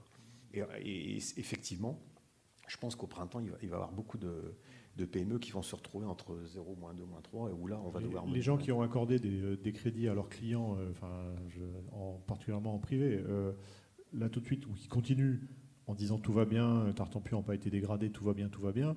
Oui, je sais qu'il y a tous les établissements suivent le taux de consommation ou pas du PGE. Enfin, j'entends parler de 70% sur la région de gens qui auraient pris le PGE et qui n'y auraient pas eu touché, on va dire, virtuellement. Mais effectivement, quand il va falloir consolider tout ça, ça va faire bizarre. Parce qu'aujourd'hui, la peur fait que, encore une fois, on constate des effondrements ou des resserrages de prix très, très, très violents. Tout le monde est inquiet, tout le monde veut être rassuré, donc tout le monde veut de la visibilité. Et ça, moi, je compare un peu la trésorerie à du cholestérol. C'est-à-dire qu'il en faut, mais pas trop. Parce que quand on en a trop, c'est mauvais. Moi, j'ai pas mal d'exemples de confrères qui ont 6 mois, 1 an de chiffre d'affaires au chaud parce qu'ils n'ont jamais trop pris de pognon dans leur boîte. Ils l'ont laissé comme ça en disant c'est bien. Sauf que ça donne pas des comportements vertueux dans la relance, par exemple. À l'inverse, quand on est je prends l'exemple des startups, mais quand on a le couteau entre les dents et pas un rond, la moindre relance, on l'a fait parce que on va s'en servir pour bouffer. Donc, là, je pense qu'il va arriver, j'imagine, j'espère en tout cas, un virage culturel. C'est pas un sujet honteux. Quand entre deux personnes, entre deux structures, on se dise qu'est-ce que je vous dois, qu'est-ce que vous me devez. Mais ça l'a jamais été. Mais le PGE, c'est venu mettre un brouillard, puisque en sortant les PGE, en gros, on s'est dit ça va, j'ai pas à me prendre la tête sur la trésorerie pendant un certain temps, parce qu'il va falloir en sortir à un moment donné, quoi. Mais ça va revenir. Et pour prolonger votre point, il y a un effet psychologique, en effet, des PME qui hésitent à relancer leurs gros clients par peur de perdre ce client. Alors qu'en fait, être payé, c'est tout à fait normal. Une fois que la prestation est réalisée et qu'elle est bien réalisée, pas de raison de ne pas être payé, donc de ne pas relancer. Alors, est-ce que vous pensez que les solutions de digitalisation des relances, ça a un effet du coup positif ou plutôt négatif sur cet aspect culturel, un petit peu de la honte de vouloir être payé, ce qui est normalement... Pour moi, classique. C'est ce que vous disiez tout à l'heure. Déjà, ça crée l'aiguille, ça crée le compteur. Le thermomètre. Ouais. Ça crée le thermomètre. Il y a énormément d'entreprises qui n'ont pas... Vous demandez un tableau du top 10 clients et de leur délai de règlement ou des factures échues, ils l'ont pas. Ou alors, effectivement, il faut que Janine reprenne son fichier Excel du mois dernier et qu'elle passe 2 heures pour le remettre à jour. Le fait d'avoir un outil sur lequel on puisse faire une extraction en temps réel, à dire qui me doit quoi et combien, ou tiens, j'ai une grosse offre sur Tartampion, comment on est avec lui depuis 6 mois, comment ça se passe, c'est déjà de créer le thermomètre. Donc, la digitalisation permettra ça. Après, le thermomètre, il y a des gens qui ne s'en servent pas. Et on a encore énormément d'acteurs par la peur effectivement, de perdre le client ou de perdre une relation de confiance qui donne une visibilité, qui n'osent pas importuner. Et en face, les structures sont faites pour qu'on fasse bien comprendre que, je peux vous citer des exemples de grandes entreprises où, pour oser poser sa question, c'est le mardi de 14 à 16 et le jeudi de 8 à 10. Quoi. Et on a l'impression d'emmerder le monde. On est obligé d'appeler un interlocuteur direct, c'est-à-dire dites, monsieur X, ma facture du mois de juin n'est toujours pas réglée. Ah non, c'est pas moi, c'est machin. Si, moi, mon entrée dans votre grande structure, c'est vous. Donc, je vous demande de répondre à ma question. Et les organisations ont été faites de telle façon que votre interlocuteur, il vous explique que ça l'embête, c'est pas lui, c'est quelqu'un d'autre. Pour moi, il y a une vraie notion de valeur. Alors, c'est pas vrai partout, je ne veux pas généraliser. Il y a des gens qui payent leurs factures à temps, moi j'ai des exemples d'industriels ici dans la région qui sont des métronomes. Et je peux vous dire qu'ils subissent des conditions commerciales et des conditions de service nettement meilleures que ce qui se fait chez les pleureuses où il faut pleurer avec eux. Mais ça, je veux dire, c'est du bon sens. On comprend ou on ne comprend pas. C'est un cercle vertueux. Bon, là, je pense qu'on touche à un autre sujet qu'on a abordé précédemment. C'est les mauvais payeurs on essaye de les mettre en lumière, mais finalement, être un bon payeur, ça ne sert pas à grand-chose. Ouais, sur le long terme, quand même. Je veux dire, après, parce que la deuxième vertu du compteur ou du thermomètre, déjà, c'est que quand on met un compteur, la première vertu, c'est qu'on le regarde. Même si on le regarde une fois tous les 2 jours, mais on passe devant le compteur, on le regarde. Donc, deuxièmement, il y a après le marketing et la publicité qu'on peut faire autour des chiffres. Donc, du coup, c'est vertueux. Puis, troisièmement, là, je ne sais pas si on sort un peu du sujet, mais il y a l'accès au financement. Parce que quand un client ne me paye pas, et j'ai 2 choses, soit j'attends, soit je vais voir le banquier en disant tu me finances mon encours.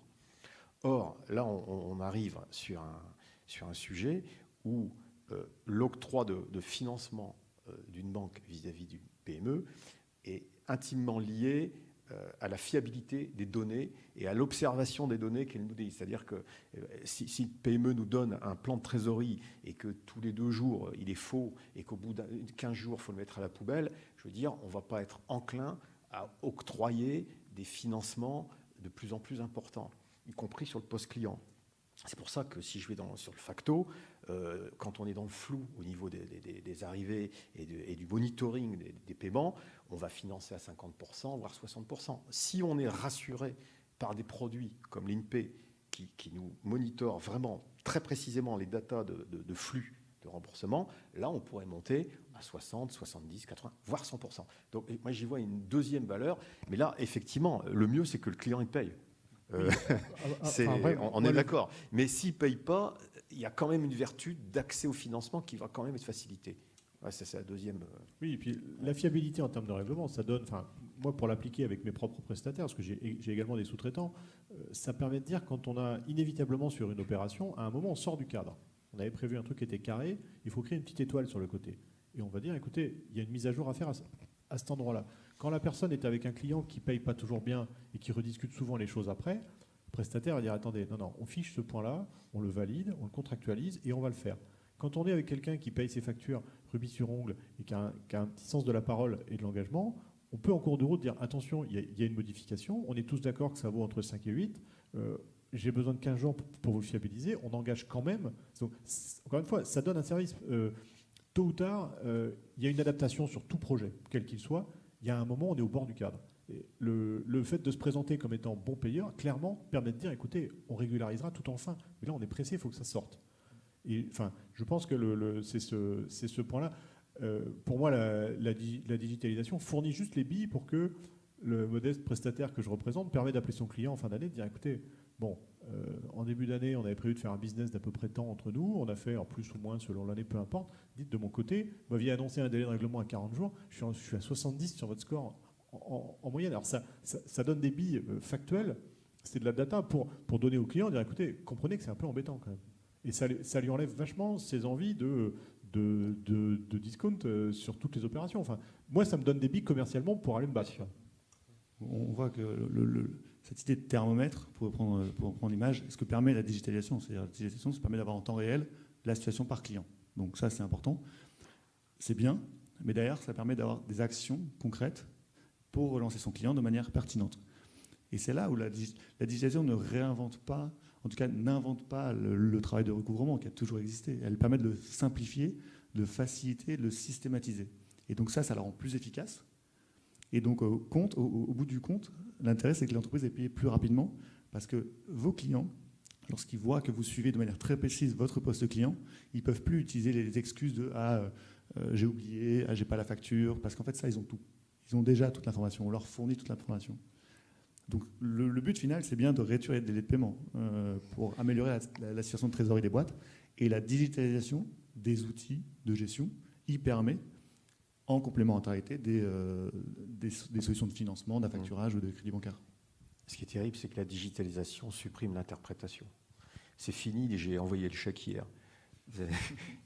Et donc, avec la digitalisation, alors plus on digitalise, moins je peux interpréter, quoi. Donc après, on arrive. Interpréter, c'est bien aussi. Hein. Bon, pas forcément dans les délais de paiement, on est d'accord. Hein. Il vaut mieux que ce soit pas interprétable, les délais de paiement. Et ce qu'on voit aussi, c'est que la digitalisation permet aussi la collaboration au sein des entreprises. C'est-à-dire que traditionnellement, le travail de recouvrement était quand même cantonné aux équipes financières, comptables. Mais en fait, être payé à l'heure, c'est pas juste le travail des comptables, c'est le travail de toute la boîte, quoi. De la direction générale, évidemment, de la partie comptable, mais aussi des commerciaux. Et une plateforme comme LeanPay permet justement de centraliser l'information. Elle est fiable, elle est à jour en temps réel et elle est accessible par tous. En tout cas, tous ceux qui doivent intervenir dans ce travail. Et par exemple, les commerciaux, eux, ils sont au contact au quotidien avec les clients. Donc, une fois qu'ils ont accès à l'information sur combien le client a payé, lorsqu'un client demande une nouvelle commande, 2, 3 nouvelles commandes, le commercial maintenant sait s'il a payé les 3 dernières ou pas, ce qui n'était pas le cas avant. Et donc, le commercial peut dire très bien pour les nouvelles commandes, mais par contre, vous allez commencer par payer les factures qui sont en retard. Et ça, c'est aussi un intérêt de la digitalisation. Ouais, c'est un gros avantage, des silotés, quoi. Parce que tout le monde a accès à l'information est la même. Donc, il n'y a plus de silos qui se construisent sur la rétention d'informations. Et il y a une vraie prise de conscience avec le Covid, parce que si c'était encore géré avec la pile de factures dans le bureau, bon, ça allait, tout le monde était dans le même bureau. Mais maintenant, il y a le télétravail, il y a une nouvelle forme d'organisation. Celui qui a la pile de factures, c'est bien, mais les autres, ils font comment pour accéder à l'information? C'est impossible. D'où l'intérêt des outils numériques pour permettre à tout le monde de collaborer dans le but d'être payé rapidement, quoi. Y compris à la banque. Y compris à la banque. Qui pourrait aussi monitorer ses propres clients à travers des services comme l'INPE. C'est-à-dire que là, l'INPE devient client, enfin, la banque devient client de l'INPE. Là, on inverse les rôles. Avec plaisir. Faut qu'on en parle. Parce que du coup, ça nous permet d'avoir des détections très importantes, puisque le prédictif dans la banque, c'est un métier. Hein, je veux dire, on en a des milliers chez nous pour faire du prédictif. Hein. Et c'est bien ça le sujet. Nous, le sujet, c'est comment je provisionne à 6 mois, à 1 an, à 2 ans, avec des outils prédictifs les plus précis possibles, à la fois sur le long terme, sur les business models, mais aussi sur les comportements de paiement, quoi. Donc ça en fait partie. Et donc vous, en tant que banque, le fait qu'il y ait des acteurs start-up qui vous offrent des garanties sur ces sujets, c'est rassurant forcément pour vous? Oui, déjà c'est rassurant. Deuxièmement, c'est stimulant parce qu'au moins, plus il y a de concurrence, normalement, plus le marché va vers une amélioration. C'est la vertu de la concurrence. Donc les fintechs, ça a réveillé les banquiers, quoi. Je veux dire, on est encore un petit peu endormi, mais je veux dire, en interne, on commence à se poser des questions, quoi. Ce qui n'était pas forcément le cas il y a 10 ou 15 ans, où on était dans des business models assez standards, avec des routines standards. Je veux dire, les fintechs viennent nous apporter en fait un aiguillon, ensuite que l'on intègre ou pas, hein, ou en bossant avec elles, mais en tout cas, c'est source d'amélioration pour le client. Parce qu'à la fin, c'est quand même le client qui est gagnant dans tout ça. Et sur ce point-là, sur la partie des règlements, il y a des nouvelles normes qui ont été mises en place au niveau européen, qui s'appellent les normes DSP2 pour les banques, et qui permettent, par exemple, à une entreprise qui a plusieurs comptes en banque, de désormais les centraliser sur une plateforme comme LeanPay, par exemple, mais il y en a d'autres, et d'être informé en temps réel des rentrées et des sorties d'argent de tous les comptes de manière centralisée. Donc, c'est-à-dire quoi? C'est-à-dire que l'entreprise n'a pas besoin de se reconnecter à chaque compte tous les jours pour savoir ce qui se passe sur le compte. Tout arrive sur la plateforme de manière automatisée. Ça, c'est des évolutions. 5 ou 6 ans. C'est des évolutions, c'est très très récent comme évolution, et ça va dans le bon sens. Parce que derrière, pour les entreprises, ça nous permet à des fintechs comme LeanPay d'automatiser le lettrage. Le lettrage, c'est quoi? C'est je reçois un virement sur mon compte, il faut que je sache à quelle facture ça correspond. Et ça, c'est pas toujours évident. Quand un client paye 2 factures et demie sur 15 factures en retard, comment je fais pour les associer facilement? On a besoin d'outils, d'algorithmes qui vont chercher les correspondances entre les paiements et les factures. Et ça, c'est des évolutions récentes technologiques qui vont dans le bon sens pour améliorer le recouvrement. Oui, ça peut encore ouvrir, parce que si on prend ce qu'Olivier nous expliquait tout à l'heure, notamment sur le recours aux facteurs dans des cas de situation de travaux, qui sont inéligibles, entre parenthèses. Pourquoi elles sont inéligibles? Parce qu'il y a rupture de l'information, il n'y a pas de traçabilité. Donc on peut imaginer, et là, moi j'imagine que c'est par la blockchain qu'on va pouvoir y arriver, faire une traçabilité complète de la sous-traitance jusqu'au financeur, qui permettrait de sécuriser les ruptures d'informations qu'on a dans les contrats de sous-traitance, par exemple. C'est pour ça que le facteur ne finance pas les sous-traitants. Enfin, pas toujours, on va dire, et pas à 100%. Parce qu'il y a une dose d'information qu'ils ne maîtrisent pas. On en revient toujours en fait, à cette maîtrise de l'information qui est primordiale pour raccourcir les délais de paiement et adapter en fonction et la finance, c'est qu'une question de traçabilité. Ce qui a fait péter 2008, c'est qu'il n'y avait plus de traçabilité entre la créance de la maison et la titrisation. C'est ça qui a fait claquer 2008.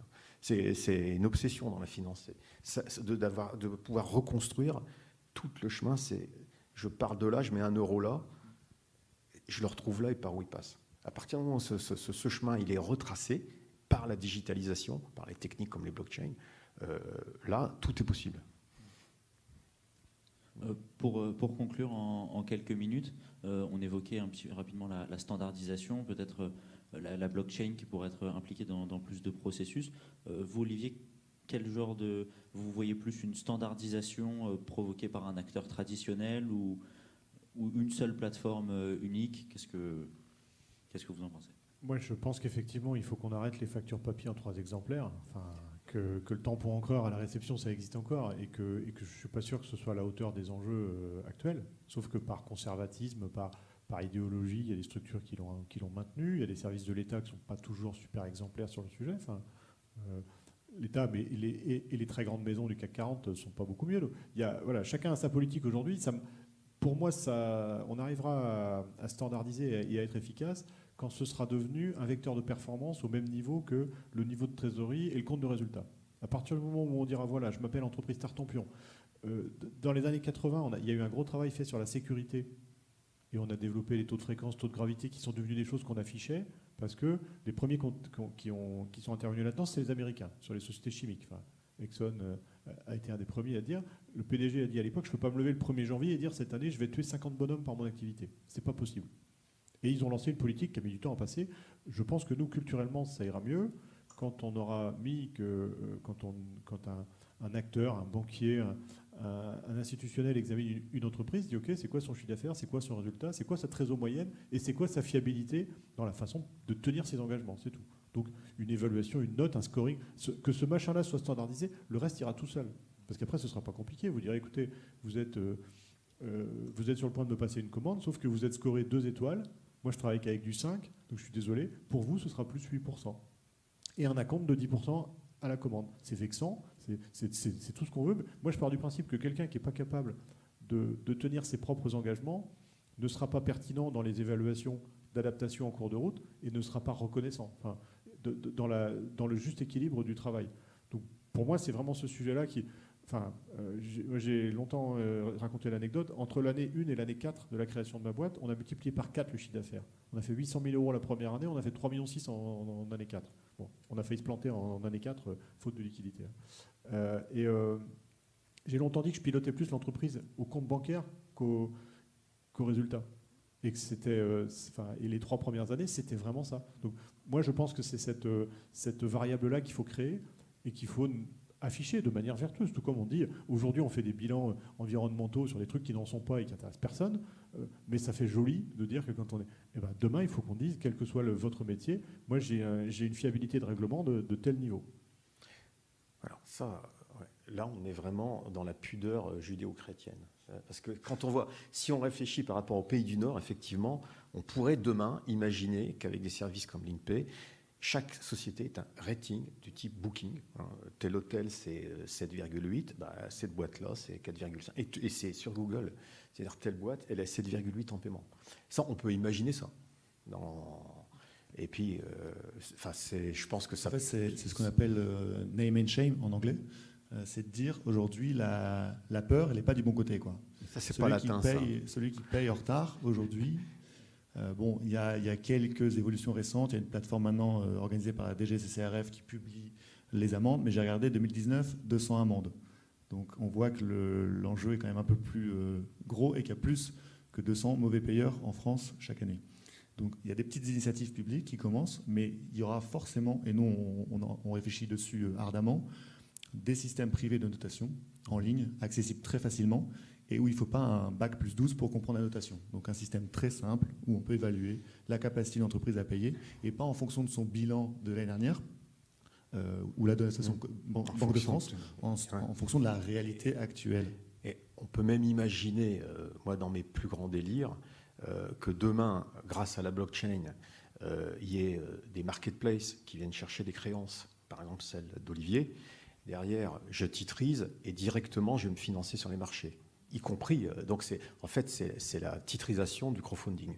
Donc, on peut imaginer que des systèmes comme ça, qui technologiquement, on est quasiment prêt pour les sortir, fassent émerger des ratings. Parce que dans ce cas-là, il faudrait forcément un rating, parce que l'investisseur, au bout, ça serait moi, ça serait toi, ça serait lui.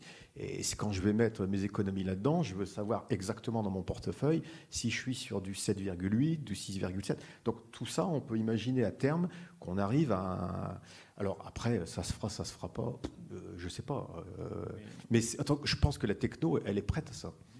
Mais on reprend toujours cette idée d'accès à l'information. Elle est réelle au niveau micro, au niveau de l'entreprise, de savoir exactement le poste client, comment il évolue. Et là, en fait, on bouge sur du macro, c'est-à-dire mutualiser les informations sur les délais de paiement des entreprises grâce à un suivi précis en temps réel et le rendre, alors public, je ne sais pas, parce que j'imagine qu'il y a aussi des contraintes réglementaires sur le sujet. Mais en tout cas, ça ira sûrement vers cette voie-là. Ça pourrait devenir une démarche volontaire. Enfin, je veux dire, aujourd'hui, en préambule de nombre de rapports d'activité, on commence par le bilan carbone, les voitures du CODIR qu'on a passé en hybride. C'est vachement passionnant tout ça, mais moi je préférais qu'on parle de la vitesse de règlement des factures. Enfin, c'est vrai, ça pourrait être considéré comme un indice sociétal, de bon comportement sociétal. Et là, du coup... Et ça rassure les banquiers. Enfin, demain, vous travaillez avec quelqu'un qui vous dit qu'il est fiable. À partir du moment où il faudrait arriver à concevoir que sociétalement, l'argent, c'est pas sale, et donc qu'il y a une vertu à bien payer comme une vertu à ne pas polluer, et ça serait à intégrer dans les facteurs environnementaux et sociétaux. Et ça, là, je ne sais pas si on est prêt encore philosophiquement, hein, mais le boulot, là, il est plus philosophique que technologique. Très bien, merci à tous pour vos interventions sur les délais de paiement. On a assez bien couvert la thématique avec 3 acteurs de typologie assez différentes. Pour la prochaine intervention, on a un regard croisé entre la start-up Milo et ELR Hermès, plutôt axé sur la gestion des risques en amont et aussi en aval. Accordez-nous juste une minute, le temps de désinfecter les micros et d'accueillir nos prochains intervenants. Merci beaucoup à tous les 3. Merci beaucoup. Merci.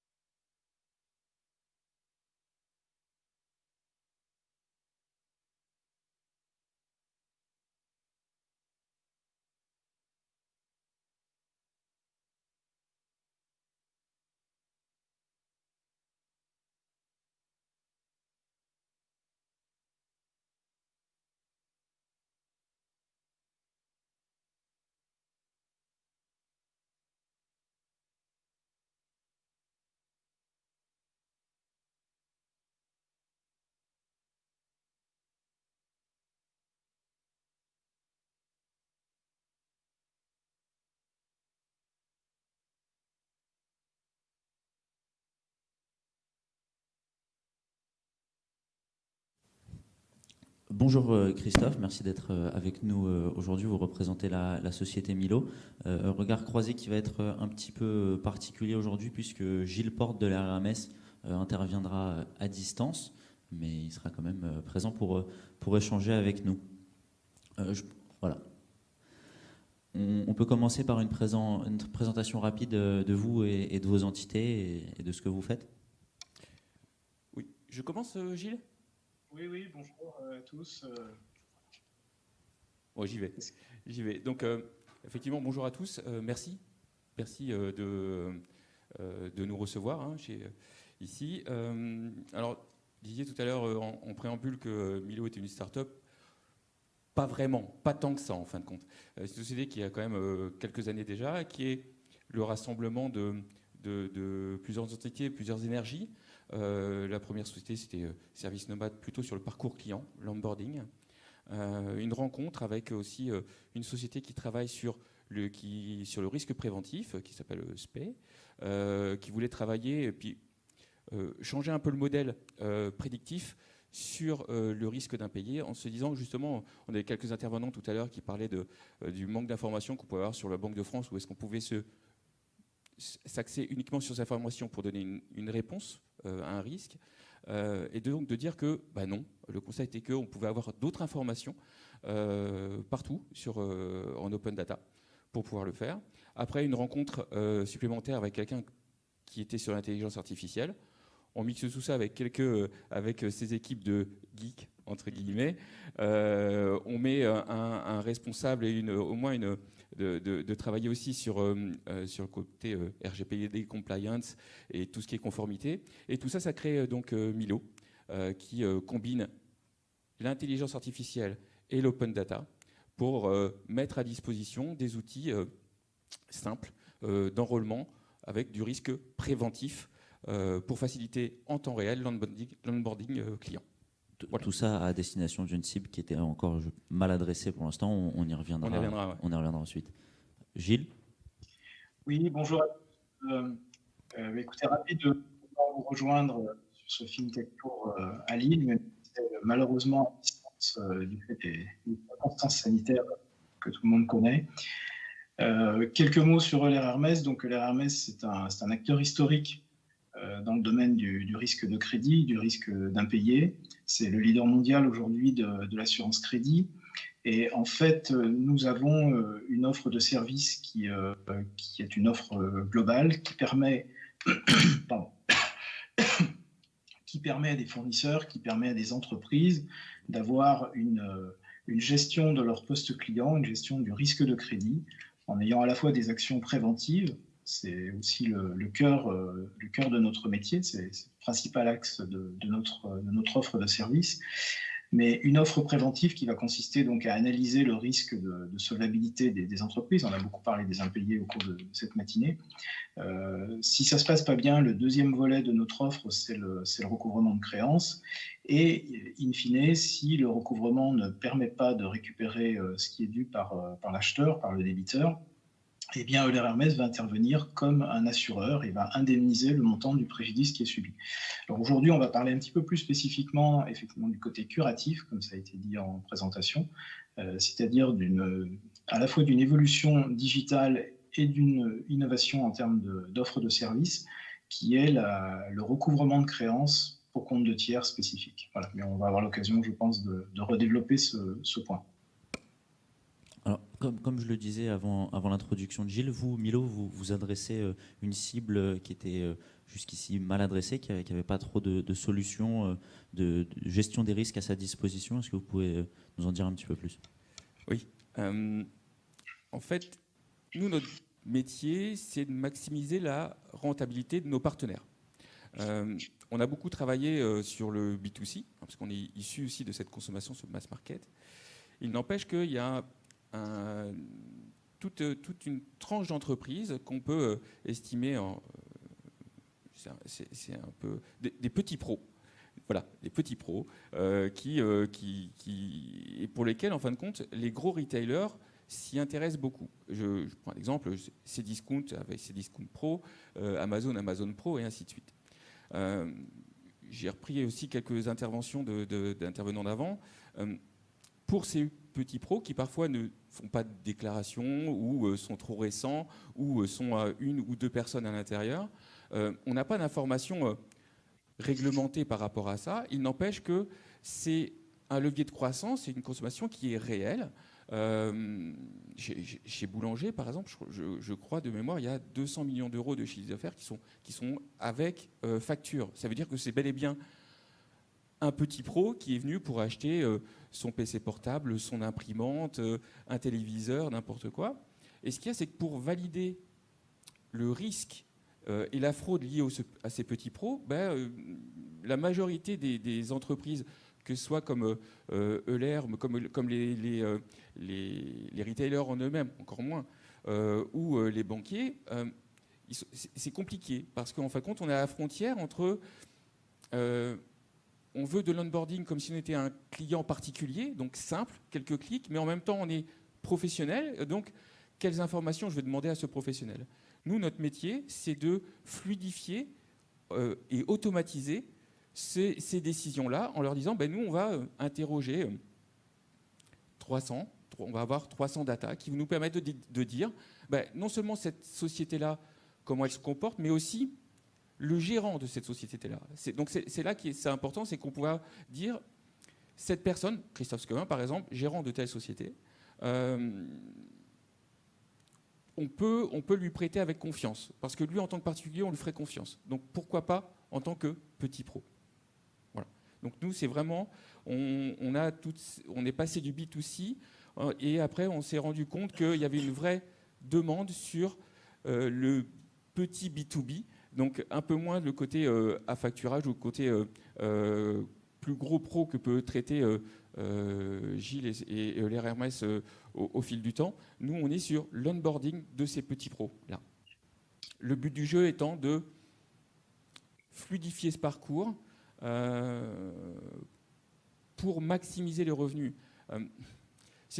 Quand on n'a pas d'informations, on a tendance à prendre ceinture et bretelles. C'est un peu le principe de base. Et on en discutait hier soir, c'est un peu chasser des moustiques avec un bazooka. Vu qu'on n'a pas d'infos, on va se dire je vais lui demander sa liasse fiscale depuis 2 ans et ainsi de suite. Quand c'est pour acheter un ordinateur à 600 €, est-ce bien nécessaire? Il y a une notion d'enjeu et de mettre finalement le parcours client en fonction de l'enjeu. Ça, c'est très important. On va, je sais pas, le risque et la fraude, ça va correspondre à 1-2% d'impayés au global. Comment on fait pour ennuyer 98%, pour ne plus ennuyer 98% pour ces 2%-là? Donc notre métier, c'est ça. Voilà. D'accord. Est-ce que vous voyez des situations où il pourrait y avoir une complémentarité entre une solution comme la vôtre et une solution qui traite une cible différente comme celle de l'RRMS, même si leurs services sont très vastes? Je m'adresse particulièrement à vous, Gilles. Alors, effectivement, il y a tout à fait une complémentarité entre l'approche, et ça rejoint d'ailleurs ce qui a été dit à plusieurs reprises au cours de la matinée. Aujourd'hui, en tant qu'assureur crédit, historiquement, on travaille sur des bases de données d'entreprises et qui sont assez volumineuses. Nous suivons les risques, en fait, à partir d'informations financières et souvent à partir de l'historique ancien de l'entreprise. Ça a été dit tout à l'heure, on se base sur un bilan qui peut avoir parfois 6 mois d'ancienneté, qui correspond à l'année dernière. Quand on voit aujourd'hui l'évolution, surtout dans la conjoncture actuelle, on se dit que cette visibilité, c'est un élément d'information important, parce que ça permet quand même de rassurer et d'avoir un éclairage sur la structure financière de l'entreprise, donc sur sa capacité à affronter des situations compliquées. Mais ce qui est aussi important, c'est la capacité qu'on peut avoir aujourd'hui, notamment avec des outils digitaux, d'analyser des risques de façon beaucoup plus réactive par rapport notamment à des situations de comportement de paiement, par rapport à des situations sur des entreprises qui sont de taille beaucoup moins importante que celles qui ont des bilans très structurés. Et donc, il y a une complémentarité évidente qui peut être imaginée entre ce que vient d'évoquer Christophe et ce que fait aujourd'hui comme métier Euler Hermès en matière de prévention. Oui, on a même une façon de fonctionner qui peut être complète. Je m'explique. Souvent, en fin de compte, le principe de base, c'est de dire oui ou non. Déjà, c'est plus simple pour tout le monde. Ça permet une visibilité. Étant donné que notre métier, c'est de maximiser la rentabilité, c'est de travailler sur les peut-être. Et donc, c'est là où, en fin de compte, où sur les peut-être, c'est de se dire, Christophe Squevin, il nous paraît pas complètement vert, pas complètement rouge. On a besoin d'éléments complémentaires. Et là, en fin de compte, on a un mix avec la façon de fonctionner de l'RMS sur... ils ont des données depuis des années et des années. C'est une structure... Combien d'années d'existence? Le centenaire aujourd'hui, en France, on a un peu plus de 90 ans d'historique. Donc, effectivement... Donc, je pense qu'il y a quelques informations et données au-delà du prédictif, mais aussi sur de l'ancien, où on pourrait se dire... travaillons aussi sur des données communes pour faire que ces peut-être, on augmente encore la qualité de ces peut-être. Pour l'instant, ce que je fais, moi, c'est que j'interroge, donc 300 effectivement, mais des structures déjà existantes, des fichiers déjà existants, et après, je vais faire des captages à la volée de comportements d'open data. C'est de se dire, l'adresse IP de l'ordinateur qu'utilise Christophe Squevin, gérant de telle société, a acheté 4 fois à 4 heures du matin. C'est bizarre. Je ne sais pas ce qui se passe, c'est bizarre. Donc c'est de prendre ces informations-là et de les traiter sur cet angle-là. La complémentarité, ça va être sur les peut-être et de dire profitons de l'expérience, toutes les énergies sont importantes pour fluidifier le parcours. Il ne faut pas oublier qu'à la fin, le but du jeu, c'est que nos clients respectifs, que ce soit les miens, puissent gagner en rentabilité. Donc c'est de transformer, que ce contact-là puisse être transformé et de ne pas lui dire non par manque de connaissances. On a plein d'outils digitaux actuellement pour pouvoir augmenter la connaissance, même des petits pros, parce que c'est l'axe qu'on fait chez nous, au-delà du B2C. Et c'est comment on fait pour transformer rapidement sans dire un non par manque de connaissances. Et donc je pense que c'est les connaissances communes avec Gilles où on peut travailler sur nos outils qu'on a pu développer en machine learning, en intelligence artificielle, les données et tout ce qui est déjà utilisé par le RMS, le but du jeu étant de pouvoir donner une réponse fiable, rapide et au bénéfice du business. Là, on est dans un milieu start-upper chez Euratechnologies, que je connais assez bien d'ailleurs. Un start-upper, actuellement, il va aller chez... Comment il fait pour aller acheter son ordinateur au départ, ou ses 2 ordinateurs, parce qu'il a son développeur avec lui. La majeure partie des gens vont lui dire non pour son activité. Il n'empêche que lui, c'est quelqu'un qui consomme toujours très très bien, qui a toujours consommé, et ainsi de suite. Pourquoi on lui dirait non? Non, il a cette capacité de remboursement. Il n'y a pas que sa société, il y a lui, son comportement de paiement qui est important, et son comportement de consommation. Donc, pour résumer, en fait, la mise en commun de data d'acteurs complémentaires peut vous permettre, des deux côtés, d'améliorer vos modèles prédictifs et mieux répondre du coup aux besoins et aux demandes de vos clients. Complètement. Oui, je suis complètement d'accord effectivement avec cette approche. C'est ce que nous développons également aujourd'hui. Et je dirais que la chance, on a parlé tout à l'heure de DSP2, donc qui donne la possibilité évidemment pour certains acteurs d'agréger les informations bancaires et d'analyser des comportements au travers notamment de ces informations. Mais on recueille aussi beaucoup d'informations aujourd'hui en s'intégrant dans des parcours qui sont des parcours de plateformes de commerce, donc soit des sites qui vendent en ligne ou des plateformes marketplace notamment. Et l'intérêt, effectivement, c'est de pouvoir, au travers du comportement de paiement des entreprises qui passent des commandes, qui achètent sur ces plateformes, d'arriver à avoir une vision très, très pertinente, très, très fine du comportement de paiement et donc de la capacité. C'est très différent effectivement de prendre une position de crédit, qu'on soit banquier, qu'on soit assureur crédit, qu'on soit factureur, sur un bilan qui date de 2019 aujourd'hui, que d'être capable de dire cet acheteur qui jusqu'à présent payait avec un retard régulier de 15 jours, tout d'un coup est en train de payer avec un retard de 30 jours ou de 45 jours.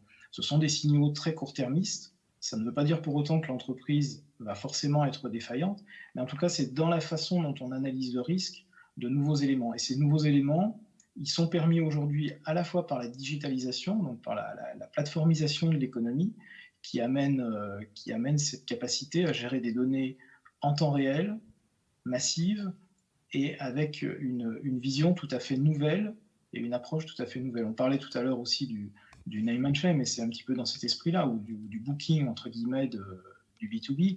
C'est une façon aussi, quelque part, d'avoir une vision court-termiste et une vision beaucoup plus fine et beaucoup plus dynamique que celle que l'on peut avoir quand on se base de façon plus traditionnelle uniquement sur les bilans. Donc ça veut dire qu'il y a une complémentarité évidente et le digital permet d'améliorer le caractère prédictif. Et comme le disait très bien Christophe, effectivement, l'objectif dans tout ça, c'est d'être capable de donner plus de crédit. Donc que l'on soit banquier prêteur ou que l'on soit assureur crédit, c'est d'être capable d'accompagner beaucoup plus l'économie réelle et d'être capable de sécuriser les transactions. Je vais vous prendre un peu au dépourvu, je suis désolé. Mais je me faisais une réflexion.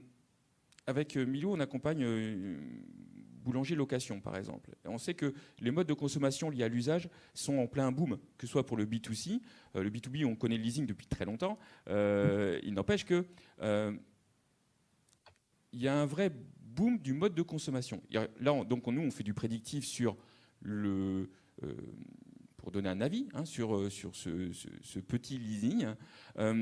Comment vous réagissez, vous, chez Euler Hermès, sur cette consommation petit pro, petit leasing, donc small ticket, sur des gens sur lesquels on n'a pas une visibilité énorme sur la pérennité ou sur les éléments qu'ils mettent à disposition pour qu'on puisse les scorer.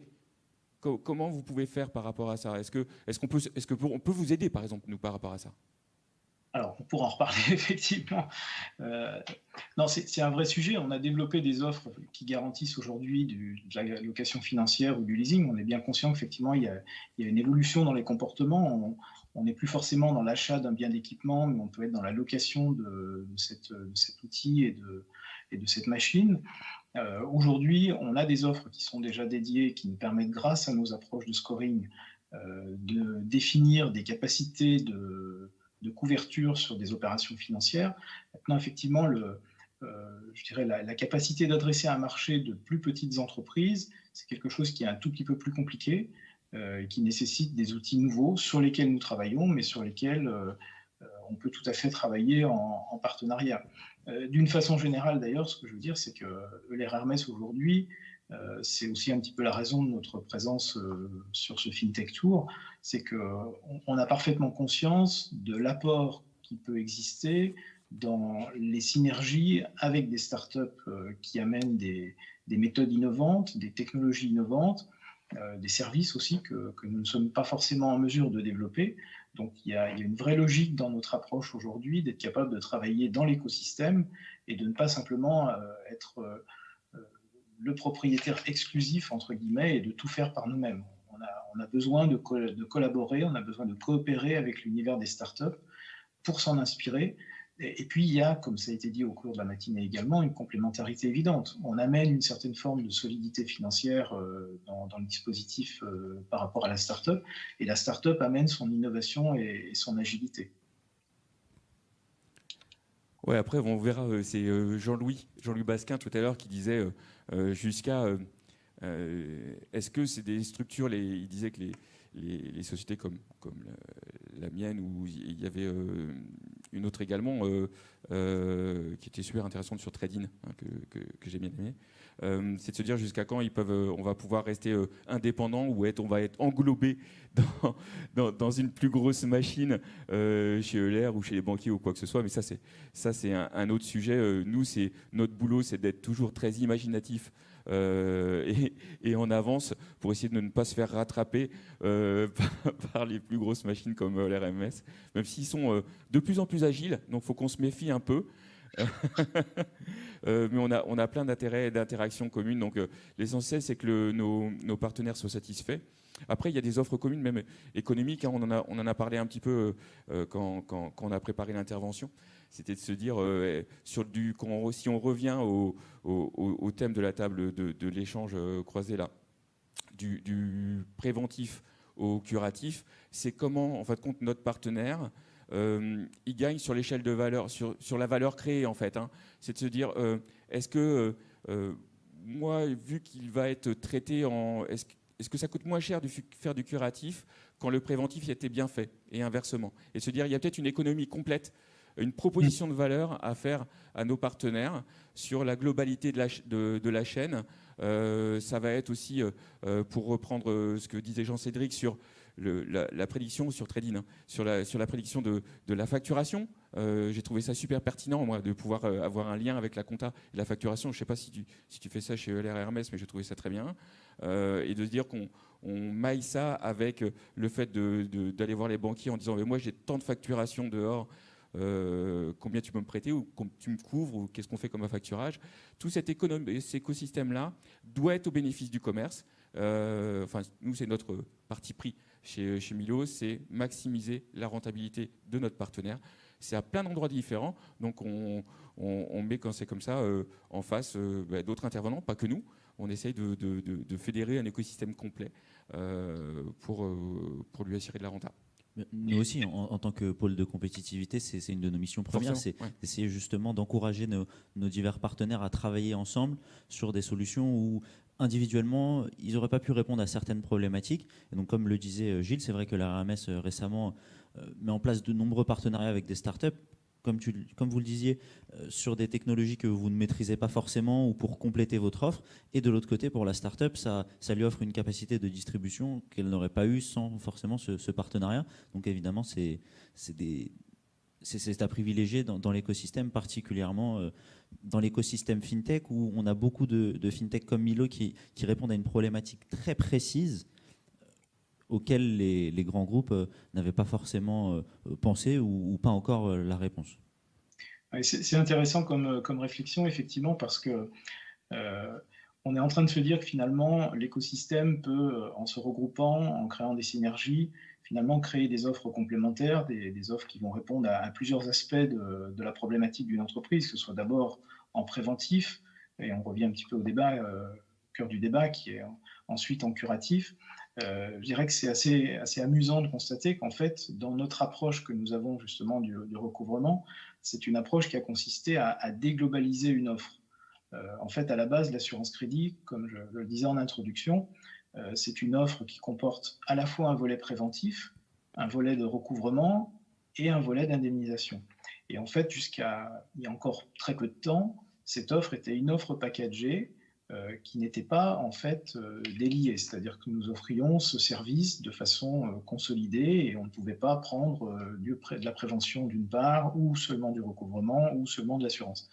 Et aujourd'hui donc l'offre de recouvrement que nous avons développée, c'est une offre qui est une offre vraiment qui s'adresse à des entreprises qui n'ont pas nécessairement au départ la volonté de souscrire un contrat d'assurance crédit avec l'ensemble de ces trois prestations.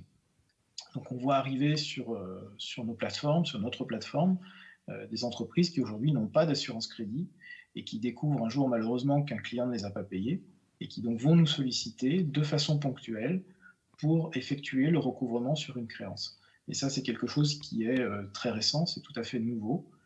Cette plateforme a été lancée il y a quelques mois seulement. Merci beaucoup Gilles. Christophe, Gilles, un petit mot pour conclure peut-être rapidement, on arrive au bout de ce regard croisé. Bah oui. Vous avez fait le job déjà parce que effectivement le parcours que vous faites sur Finance Innovation, créer cet écosystème-là, c'est primordial, que ce soit pour les pros toutes tailles confondues, hein, je suis plus sur un secteur, toutes tailles confondues. C'est important qu'on se connaisse tous. Alors, difficile de tous se connaître parce qu'on est nombreux, on est chacun la tête dans le guidon pour développer, mais le fait de créer ces échanges, ça crée une émulation, une synergie, une énergie. Alors là, c'est un peu difficile parce que on va pas pouvoir rediscuter autour d'une bière parce qu'on est dans le Nord, mais on a commencé à des échanges. Même à distance, on va arriver à le faire et puis je pense que ça va continuer. Donc merci beaucoup. Merci Hugo. Merci à vous Christophe. Alors juste peut-être également pour conclure, donc un petit mot pour dire que on est effectivement ravis d'avoir participé à cet événement. On est, comme je le disais tout à l'heure, volontairement très intégré dans l'écosystème au travers de Recouvrer ma facture. Donc c'est une approche qui permet à la fois, qui fédère un certain nombre d'acteurs, puisque nous ne sommes pas les seuls sur une plateforme comme celle-ci. Nous avons dû faire appel à des compétences de start-up, que ce soit dans le KYC, donc dans l'identification de l'entreprise créancière qui sollicite le service. On fait appel à de la signature électronique. On fait appel à des prestataires de paiement, à un prestataire de paiement pour pouvoir finaliser la transaction. Donc on voit à la fois qu'on est un acteur qui pousse en termes de digitalisation de ses offres, donc qui accompagne un mouvement qu'on constate sur le terrain aujourd'hui. En même temps, on est un acteur qui cherche à fédérer autour de lui un écosystème d'intervenants, de start-up innovantes qui amènent des solutions que nous ne sommes pas forcément capables de développer nous-mêmes. Voilà. Et en fait, cette alliance entre l'agilité et notre expérience, notre solidité financière permet aujourd'hui de délivrer notamment cette offre de recouvrement que je vous invite à regarder puisqu'on n'a pas trop eu l'occasion en fait d'en parler au cours de ce débat. Merci beaucoup Gilles. Gilles. Merci à tous les spectateurs qui étaient présents. Merci aussi à Euratech de nous avoir accueillis pour ce bel événement. Un grand merci aussi à tous les intervenants pour la qualité de leurs interventions. C'était un plaisir. Comme je le disais au début, la prochaine étape du FinTech Tour aura lieu à Lyon le 10 novembre en physique, on l'espère, en tout cas au moins en hybride avec quelques personnes de présentes et une rediffusion de prévue. D'ailleurs, l'heure Hermès sera encore présent pour intervenir avec une start-up dont elle est partenaire. Voilà, on communiquera sur le programme très rapidement. Encore un merci à tous et bonne journée à tous. Au revoir. Merci, au revoir. Merci Gilles.